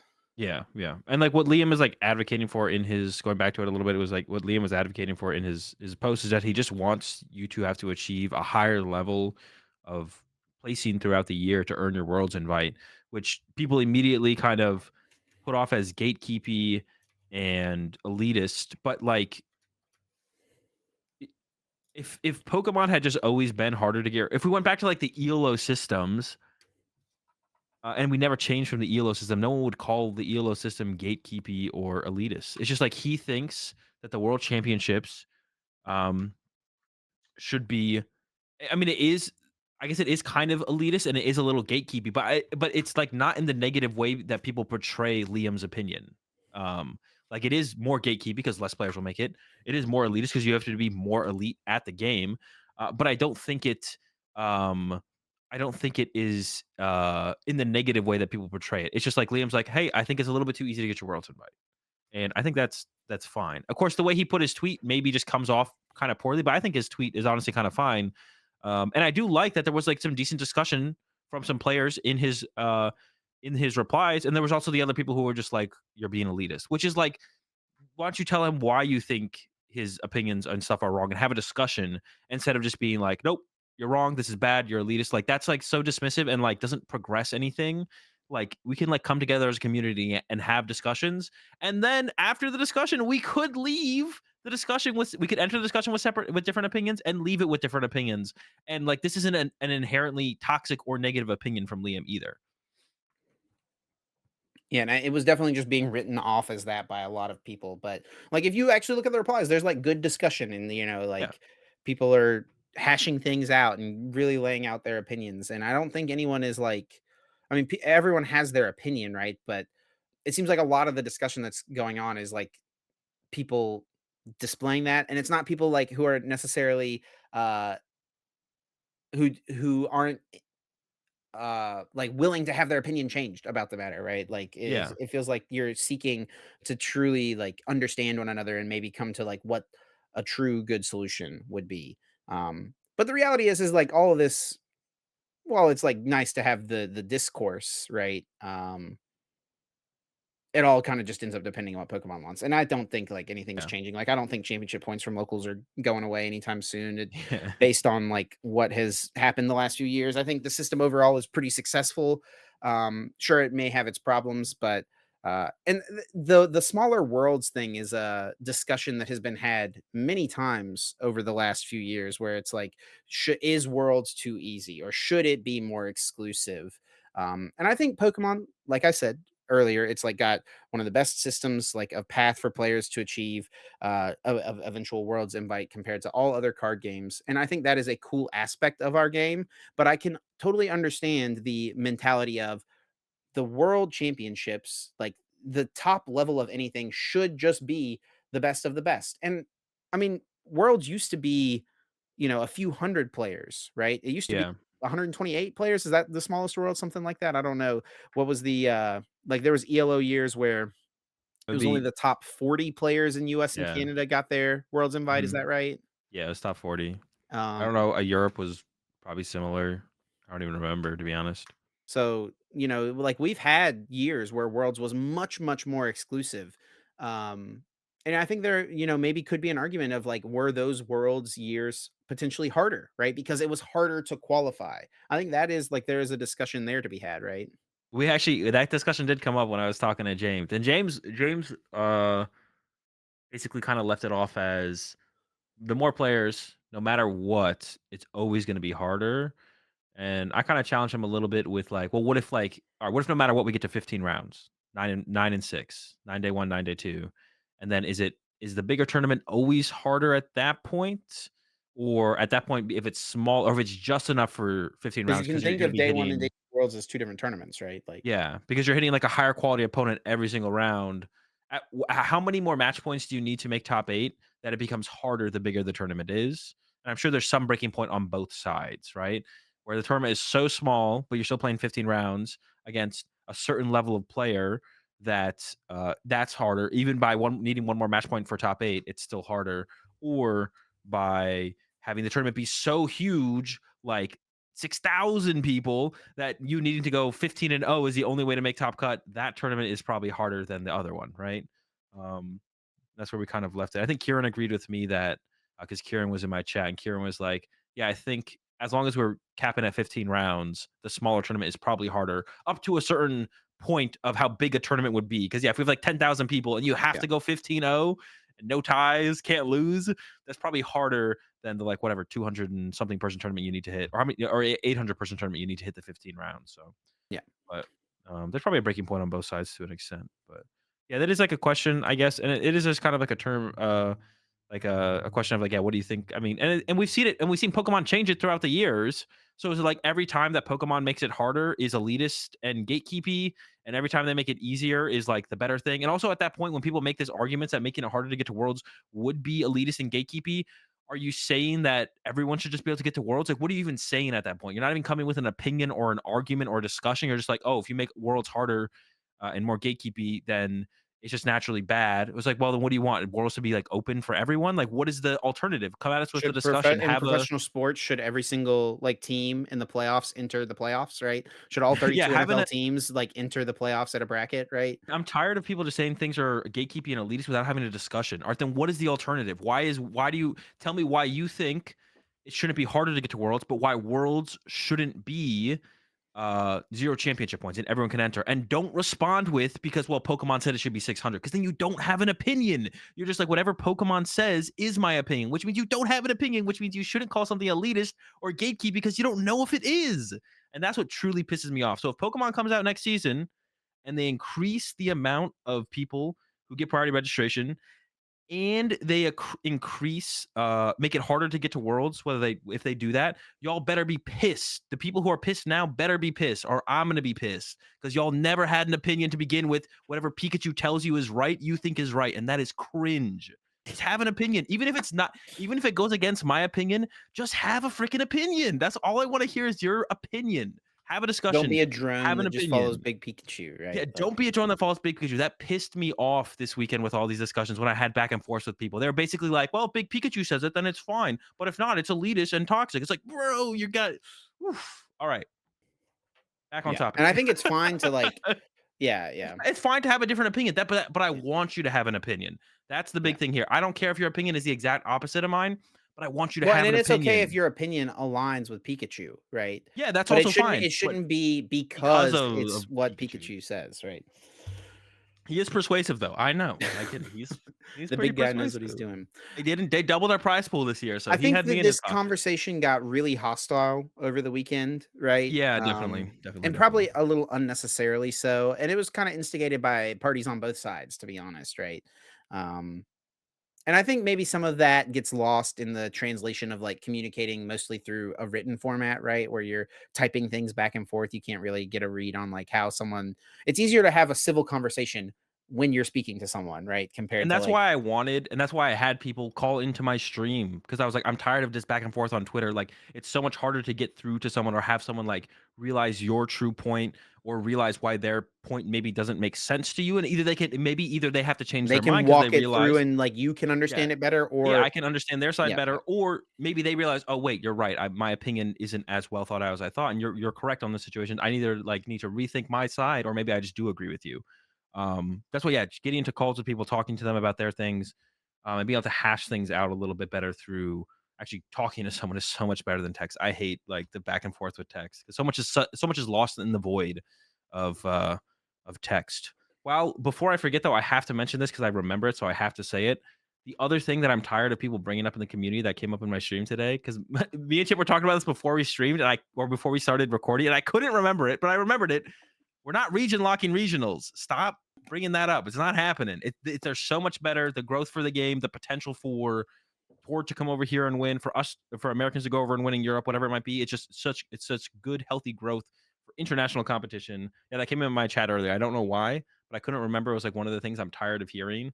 And but that was it. That was it. Just had to get that out there while I remembered because I was talking to Chip about it before we started yeah, yeah. recording. All right. One thing I think for sure, like my personal opinion, is I don't think it should be any easier than it is to qualify for Worlds than it is right now. I think the current system is solid. I wouldn't personally hate it if there was a little bit higher if it was, maybe put a little bit more emphasis on the bigger tournaments, a little bit less on locals, but like Yeah. I overall do like the current system. That's kind of my personal opinions on it. But I wouldn't want to see it be um the like from where this year ended up, like I wouldn't necessarily want to see the points threshold lower. And I'm speaking just from my experience like in North America, right? So Yeah. all pretty much it's safe to say that most of our opinions here are very heavily founded in Yeah. the Yeah. North Yeah. American circuit, right? We don't speak for how things should work in Latin America or Europe, Australia, South America, South Africa, whatever, right? It's funny Um, you say that because James was talking about how easy it is to get invites in Australia, and then I came up with that. You know the meme? Don't ask a man his height, or yeah, a don't ask a woman man her his weight, salary, yeah. a woman her weight, or an Australian player how they got their championship How they got points. their world's invite. Yeah, yeah, and like once it They like won even 3 league challenges where they beat a kangaroo and a fist-sized spider. Um, but man, what was I going back to? Oh yeah, for that, like one thing I would hate to see to be honest, I think more guaranteed invites. You top eight a regional, you top 16 in IC. Get some more guaranteed invites out there. I think that was a super good addition.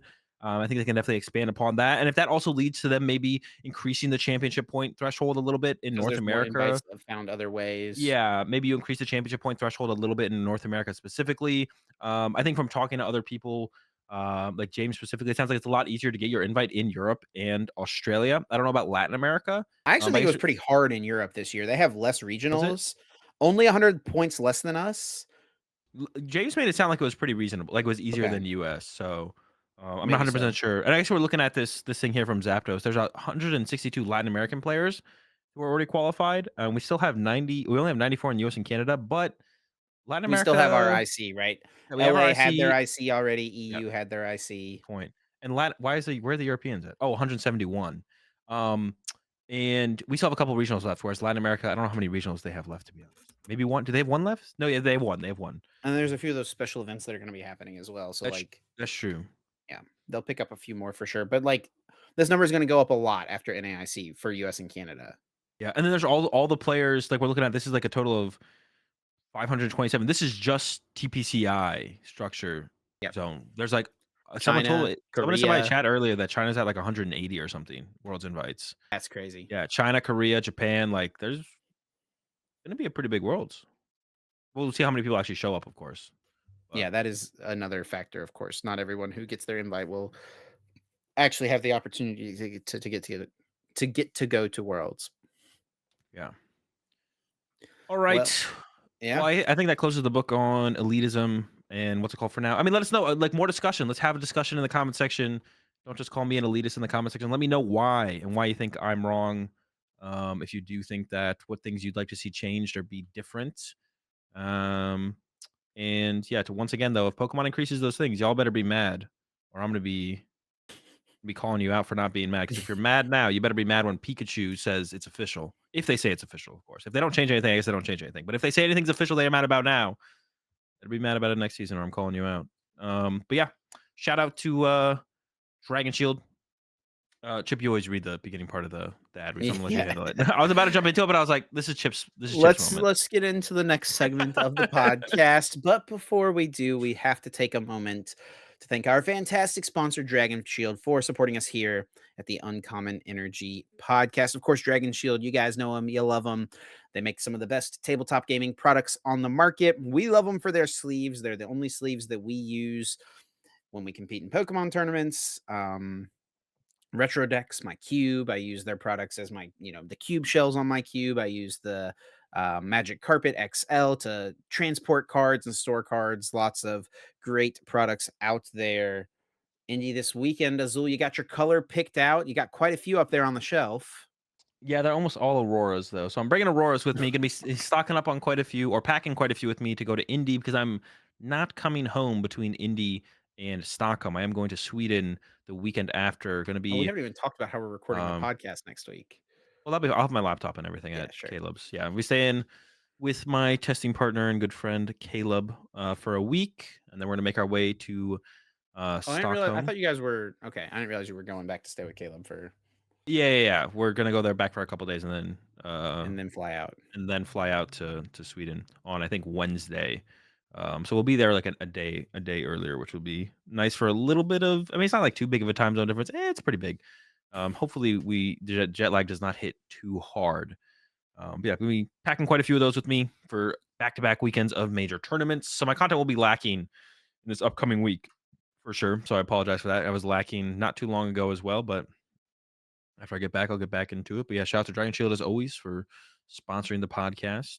Check out the link in the description below. You can use the code UEPOD to get yourself 5% off over there and directly support us as well.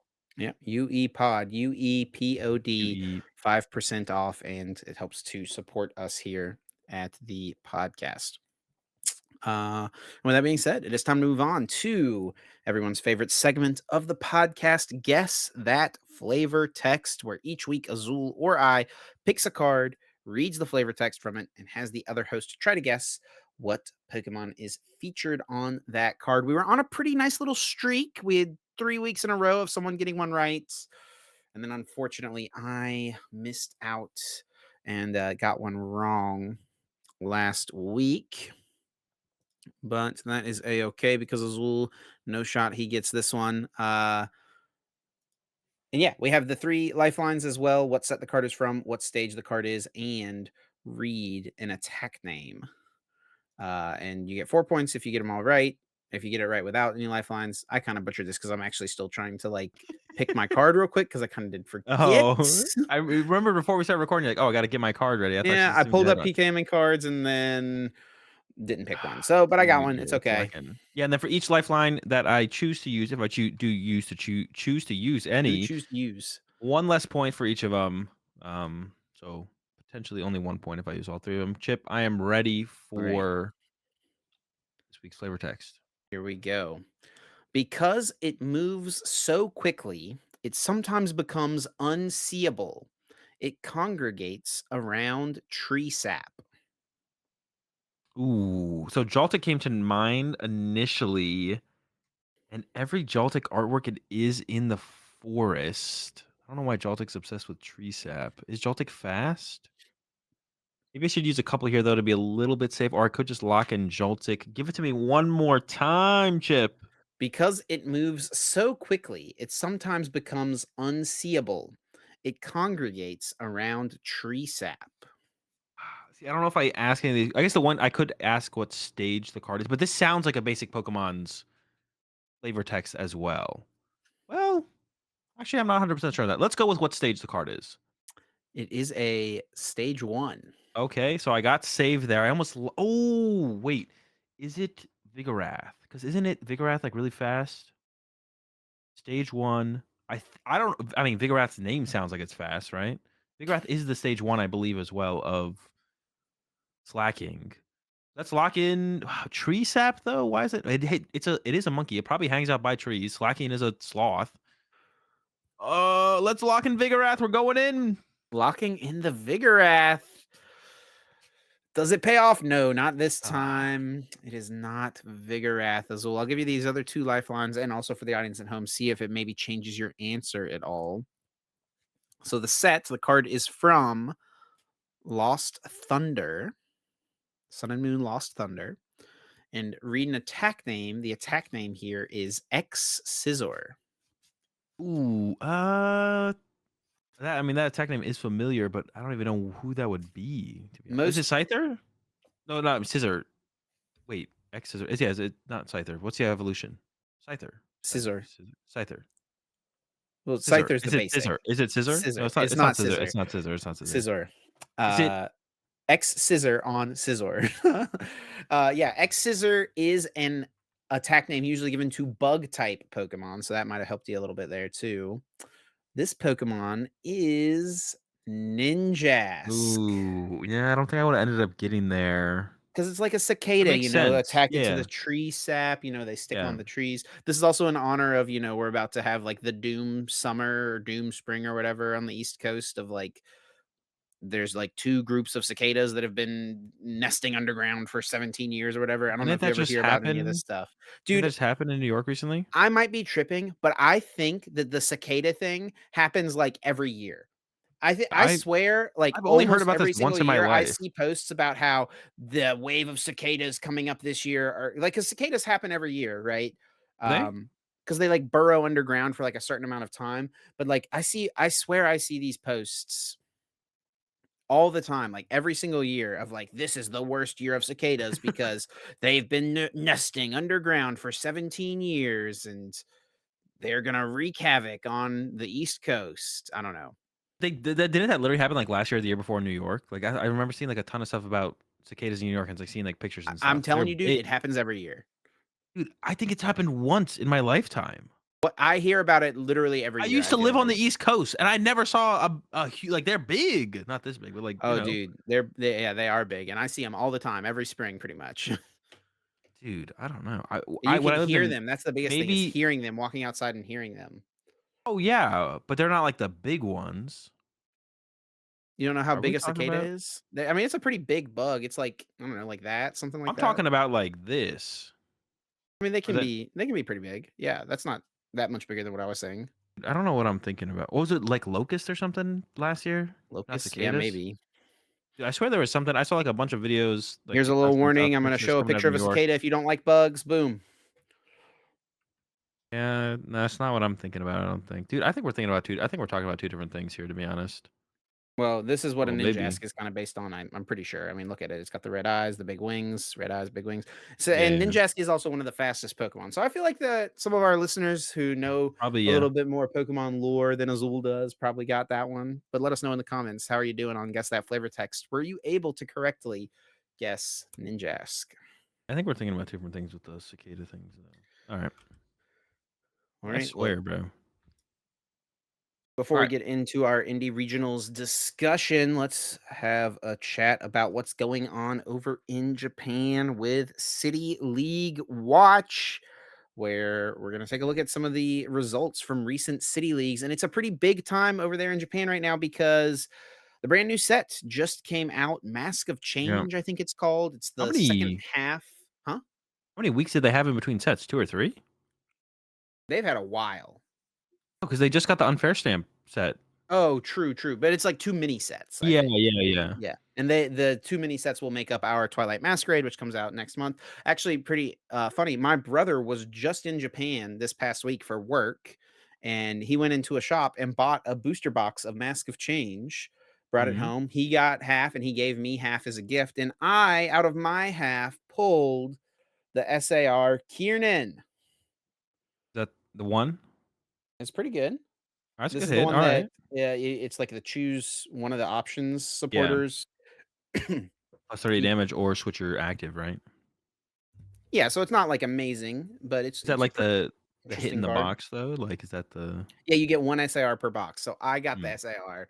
He got a couple ARs, he was, like, I think a little bummed that, he brought the box all the way back and I got the SAR, but it was a very kind gift, so I very much appreciate it. What he gets for being a good generous brother. Yes. Gotta get greedy. But yeah, let's take a look at the results from some of the city leagues, and there are just, like, so many tournaments that have been happening, Lots. uh, and this is besides the NAIC registration, besides the elitism thing, this has definitely been the other biggest thing on Pokemon TCG Twitter the last week since our last podcast episode. And that is Dragapult EX because It's it here. came out and it has been dominating these tournaments. I mean, look at how many of these tournaments this thing has been winning. It's like Dragapult with Charizard, Dragapult with Pidgeot, Dragapult with Xatu. And that's the other thing about this. There's Dragapult Armarouge. Like, there's Very not well. one defined list that is like doing especially good with Dragapult, but it is absolutely dominating. And just real quick, I'm going to read the card for anyone who doesn't know exactly what it does. Brand new card just came out in Mask of Change. It's coming out here in the western part of the world with Twilight Masquerade. It's a 320 HP Dragon type Stage 2 Pokemon with the attack Phantom Dive for a fire and a psychic energy. It deals 200 damage, and then you put 6 damage counters on your opponent's benched Pokemon in any way that you like.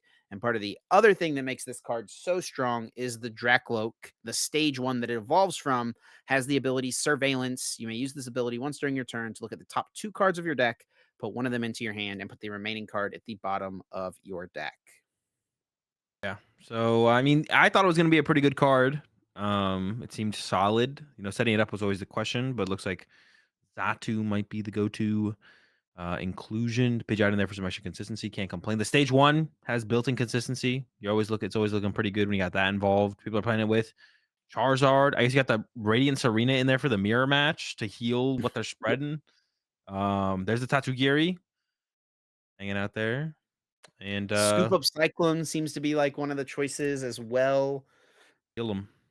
And be able to, I mean, Even being able to heal a Pokemon with that much HP is pretty strong. Yeah, and then the Lance. This is a supporter that seen zero play up to this point. Search your deck for 3 dragon Pokemon, reveal them, and put them into your hand. Yeah, Hey. this was another big a big discussion this week on Twitter was the Wait, price that's not of Full the Art Lance just skyrocketing. This was a $3 or $4 card last week, but then all of a sudden it's become a $22, $25 card overnight seemingly. Yeah. I mean, it makes sense. It's gonna be playing Dragapult probably at least as a one of. We see this list with the Pidgeot because you're going to go with that more Arvin heavy build with the Candy Pidgeot Candy It actually is pretty interesting Ball combo. because, there are plenty of lists that I've looked at on here that do No not play Lance. Lance. Yeah, interesting. It's so weird because like you can find the Tatsugiri, which is draw support. You can find the Dracloaks, which are draw support. But yeah, a lot of Arvin based lists with the TM Evo to get to the Dracloaks more aggressively, which does make sense. What if it was just like an Arvin Lancer list though? What if you just played both of them, 4 of each? Probably not that many. That's a lot of supporters, but We're yeah, that's seeing true. Not too much Lance. Radiant Alakazam being utilized potentially in some decks. I mean, the biggest thing here is like people are just kind of still throwing stuff at the wall, like not sure what the best strategy necessarily is. Here's a list that has 3 Lance in it, right? Here we go. Found the Lance list. Yeah. And the thing is, well, with Dragapult is like, all right, it doesn't have any weakness, but what are its weaknesses? Like, you're not literally not weak to anything. You got 320 HP. You're worth 2 prize cards. Your attack is great, right? 200 to the active. The 60 spread sets up for TM Devo or takes aggressive knockouts. You have tools to play around Mist Energy. We see the Temple of Sinnoh and Enhanced Hammer in like every list. Like, how do you deal with this thing? Yeah, Can anything deal Enhanced with Hammer it? getting reprinted here in this next set. We might be entering a back-to-back tier 0 formats or tier S formats. I guess tier 0 sounds a little bit better than tier S, where it's like Dragapult just Charizard is currently by far the BDIF, not even close, tier of its own. We might be entering back-to-back formats where Dragapult is clearly the BDIF tier of its own. Doesn't sound particularly fun. I'm not gonna This lie, person has Fresh especially Water set in their list. you got to combat the mirror somehow. That is so ridiculous. This is a Lost Leaking the Zone version of tech. the deck. This is pretty cool. Yeah, this has to. It's probably the worst wait. You probably just can't play Lost Zone anymore, to be honest, because of the spread is just too much, right? It's got to be overwhelming pretty quickly. The 60 spread, Yeah, I pretty have to tough to keep up imagine. with. I mean, imagine this built-in consistency though in the Lost Zone. Like you have access to flower selecting and surveillance on Drakloak. Like that's pretty good. That is pretty. Why is there You not can a? You put gotta good put cards to the the bottom of the deck so you know you're not going to have to Lost Zone them. true, true. You actually had a little bit of control.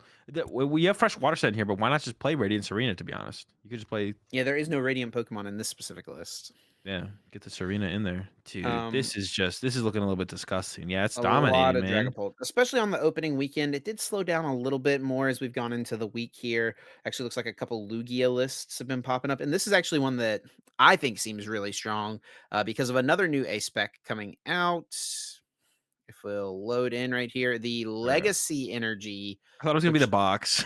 I was that would have like, been really funny. That would have been really funny.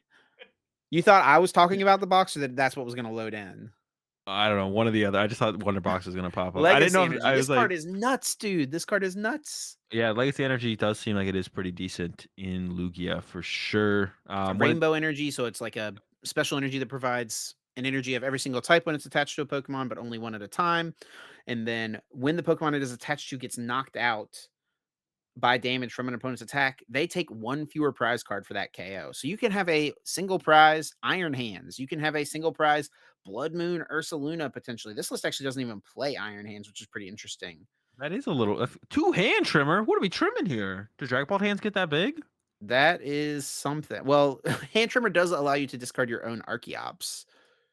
Dude, I was literally talking about that the other day on my stream. I told you about that, bro. Yes, that's gotta be trolling. There's just no Oh yeah, way. it's definitely not good, but it's hilarious that it's a They thing only that had 3 happens. Archeops in their list as well. I don't know if you saw that. I It's did like, see that. what if we cut a Archeops for a hand trimmer so we can get our Archeops in our discard pile? The thing that's coolest Genius. about Legacy Energy to me is that it allows you to do with Luminion what Yeah. made Lugia so good so long ago, was that you can just loop Luminion back into your deck and use it Luminous Sign over and over again if you want to. Just Mhm. attack with that. The difference, I guess, is that back then, like all the other attackers that you could power up with Lugia were just broken, like Amazing Rare Eviltal and Amazing Yeah. Rare Raikou.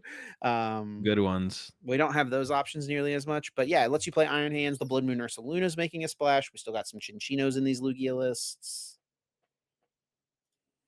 Yeah, I'm kind of honestly, this is kind of scary if Dragon Ball's that good. Because also like a deck being that good is kind of unfortunate because of that snipe. The spread damage is just it completely limits or severely limits like the potential of like so many potential decks, right? Like the Diplin I've been hyping up is just not good if 20% of the meta is Dragon Ball, unfortunately. Yeah.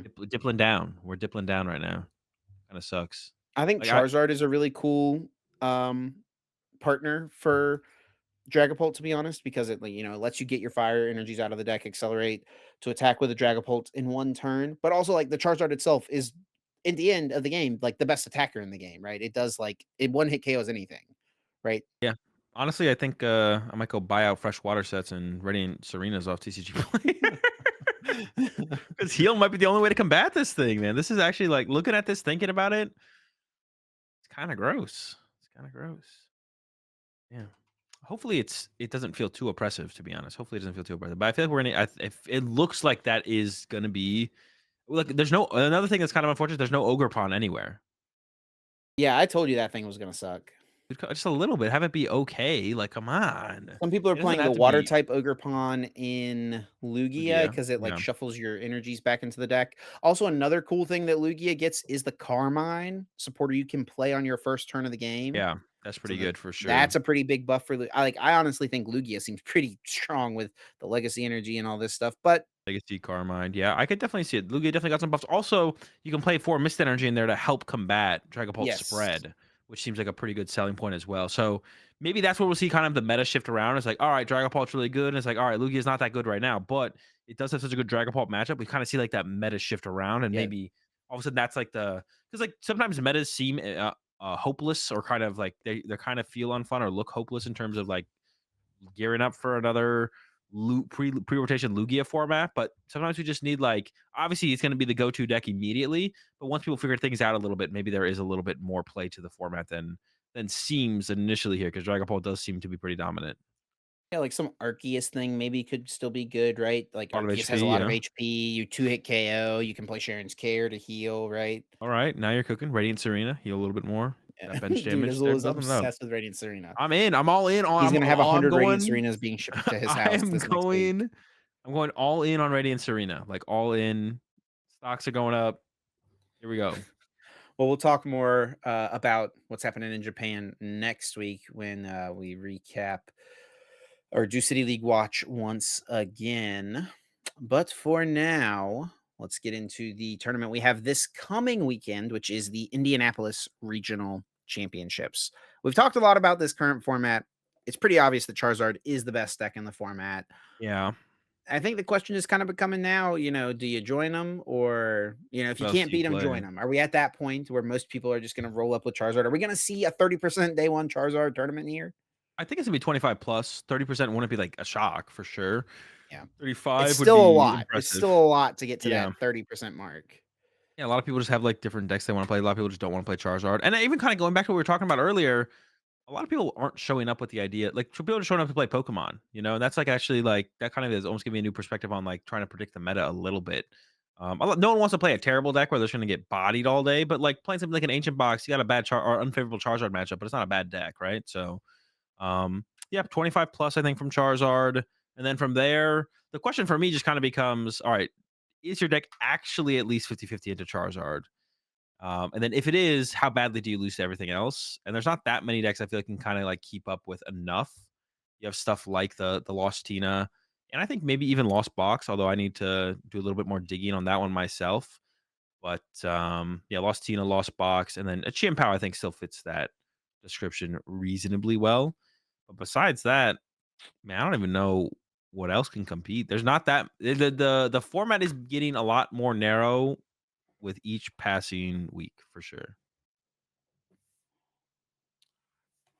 So, if it's not I don't know. There's definitely still going to be plenty of variety. I'm not going to be surprised to see Charizard at 25%. You've played Giratina the last couple tournaments here. Do you feel like that's still a solid play? I mean, you guys obviously chose to play Yeah, it because you feel like it has a good Charizard matchup. I Still think good it enough is. against the rest of the field? It's like slightly favorable. It's not like a overwhelming, but yeah, I think you do, and you have a lot of play into a lot of matchups for sure. So yeah, I think it's still like a good play. Like I said, that and Chien Pao plus Lost Box are probably like the short list of decks that I would recommend to people. Arctina, I'm coming around a little bit more on. I think I was really hyped. Definitely picked up a little bit of steam with a couple Yeah, solid finishes in Orlando. No top eights, but solid finishes. I was really hyped for the deck going into the format, and then saw things play out a little bit, and I was like, I don't know if this actually has. And I actually think it has. The initial matchup that I tested with Arctina is Bibzard, and I think it's got a terrible Bibzard matchup. But I think your other Zard matchup, the Pidgerzard, the more popular Zard, the Zard you actually need to beat, is actually closer for sure. And overall, as a deck, I don't think it's as bad as my initial impression. But you are coming up short against the other two decks that are like slightly favorable to Charizard, which is Chien Pao and Lost Tina. So do you really want to be taking a tough matchup into that one? I'm not too sure, to be honest, to those. How do you feel about the Iron Hands deck in this current format? That's one that, popped Back in up the real big binder. at the beginning of the format, has fallen off a little bit, had some solid finishes at a UIC. It's like still hanging around. Back it up, back in the binder. You're It's done, done. buddy, Yeah, huh? at this point, it's over.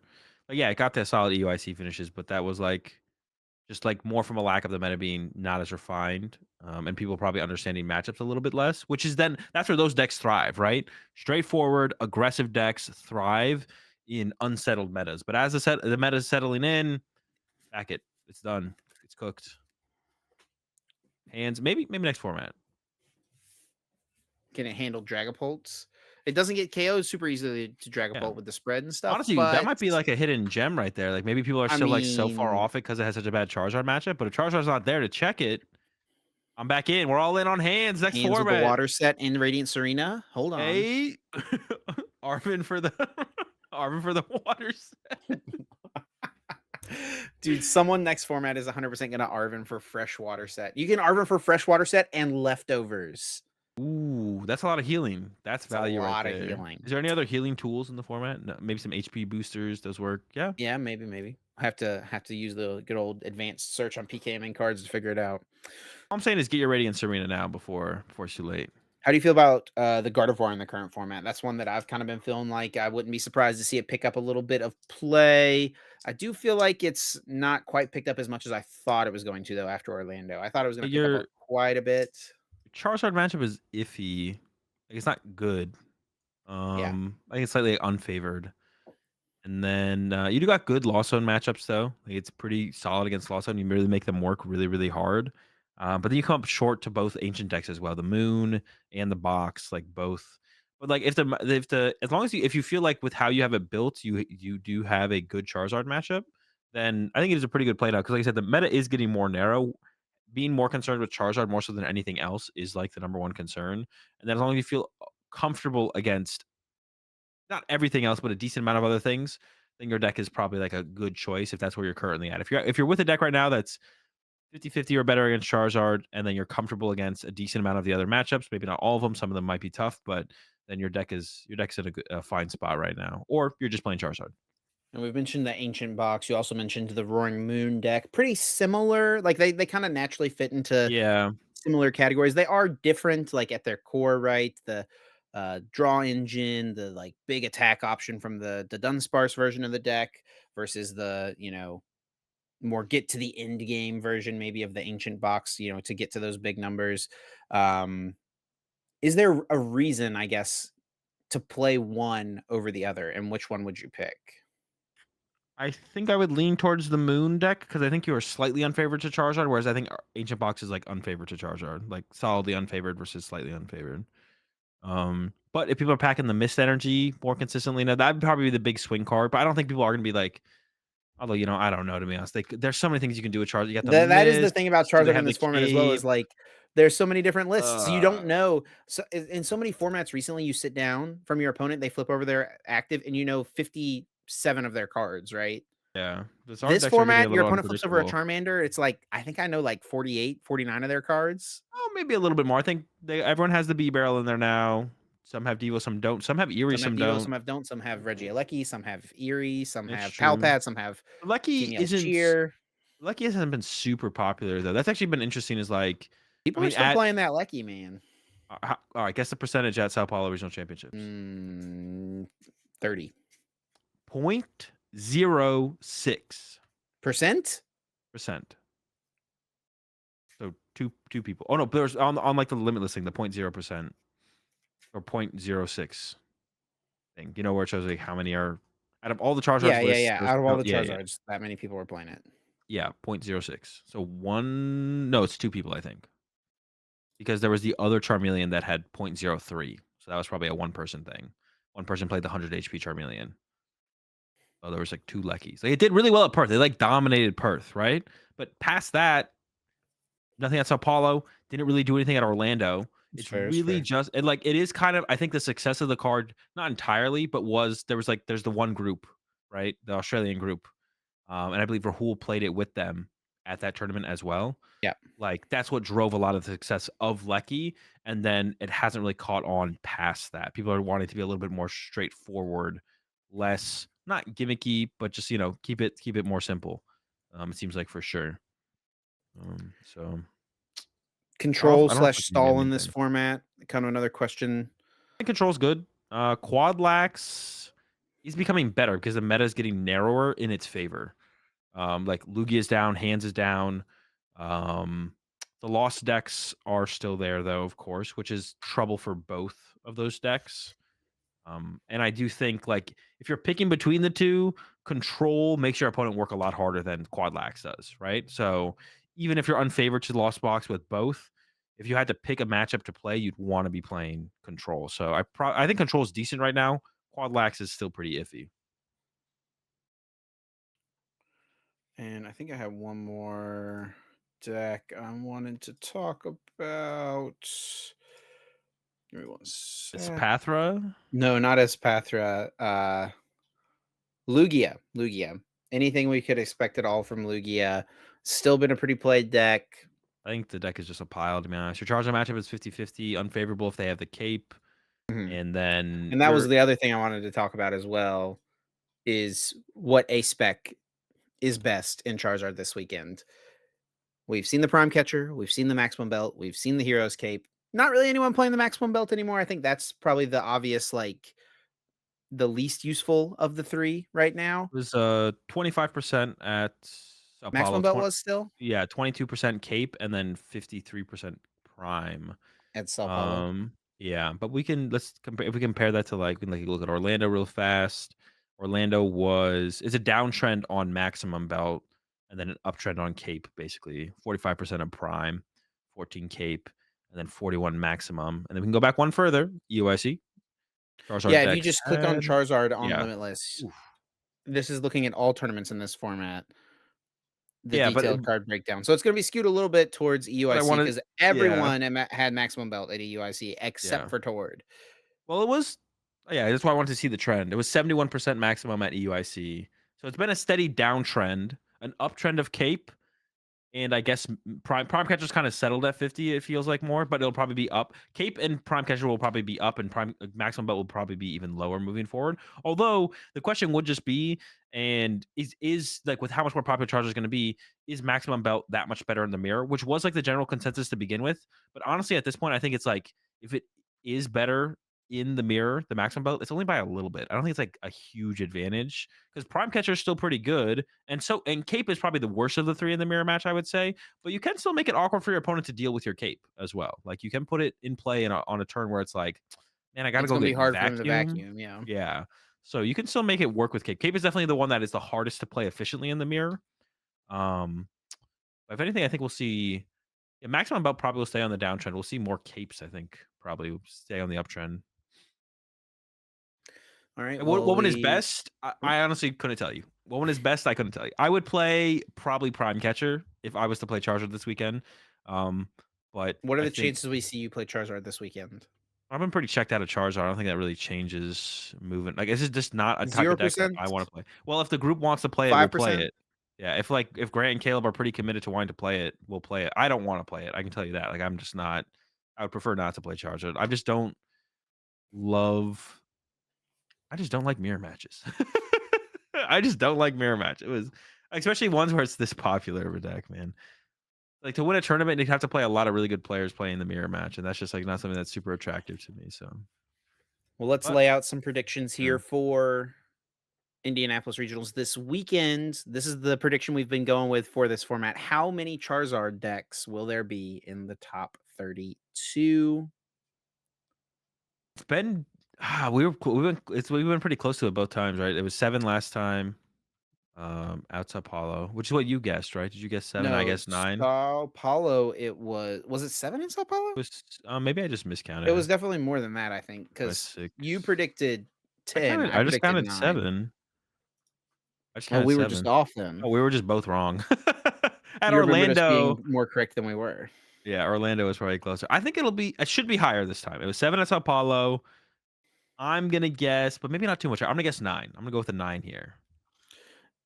Yeah, I think 9's solid. I'm gonna go with 8, though. I think that I think Charizard is still going to be very popular, but I think there are a lot of people who have that same mentality, kind of a view of like, I just don't want to play mirror matches, like, or they don't like Oh, the deck for whatever yeah. reason.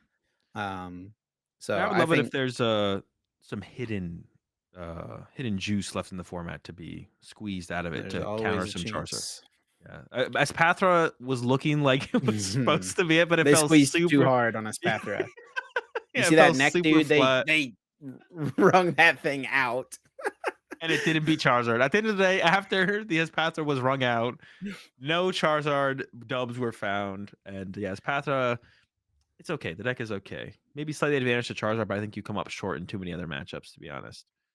All Um, right, here's one that's I was going to say a fun one, but this is really not a fun one. And it's how many players with 36 match points are going to miss top 8. We've seen it at these last 2 tournaments. Orlando, 2 people missed. At EUIC, 1 person missed out of top 8 with 36 match points. So a record of 12-3. Not good enough to make it into top 8.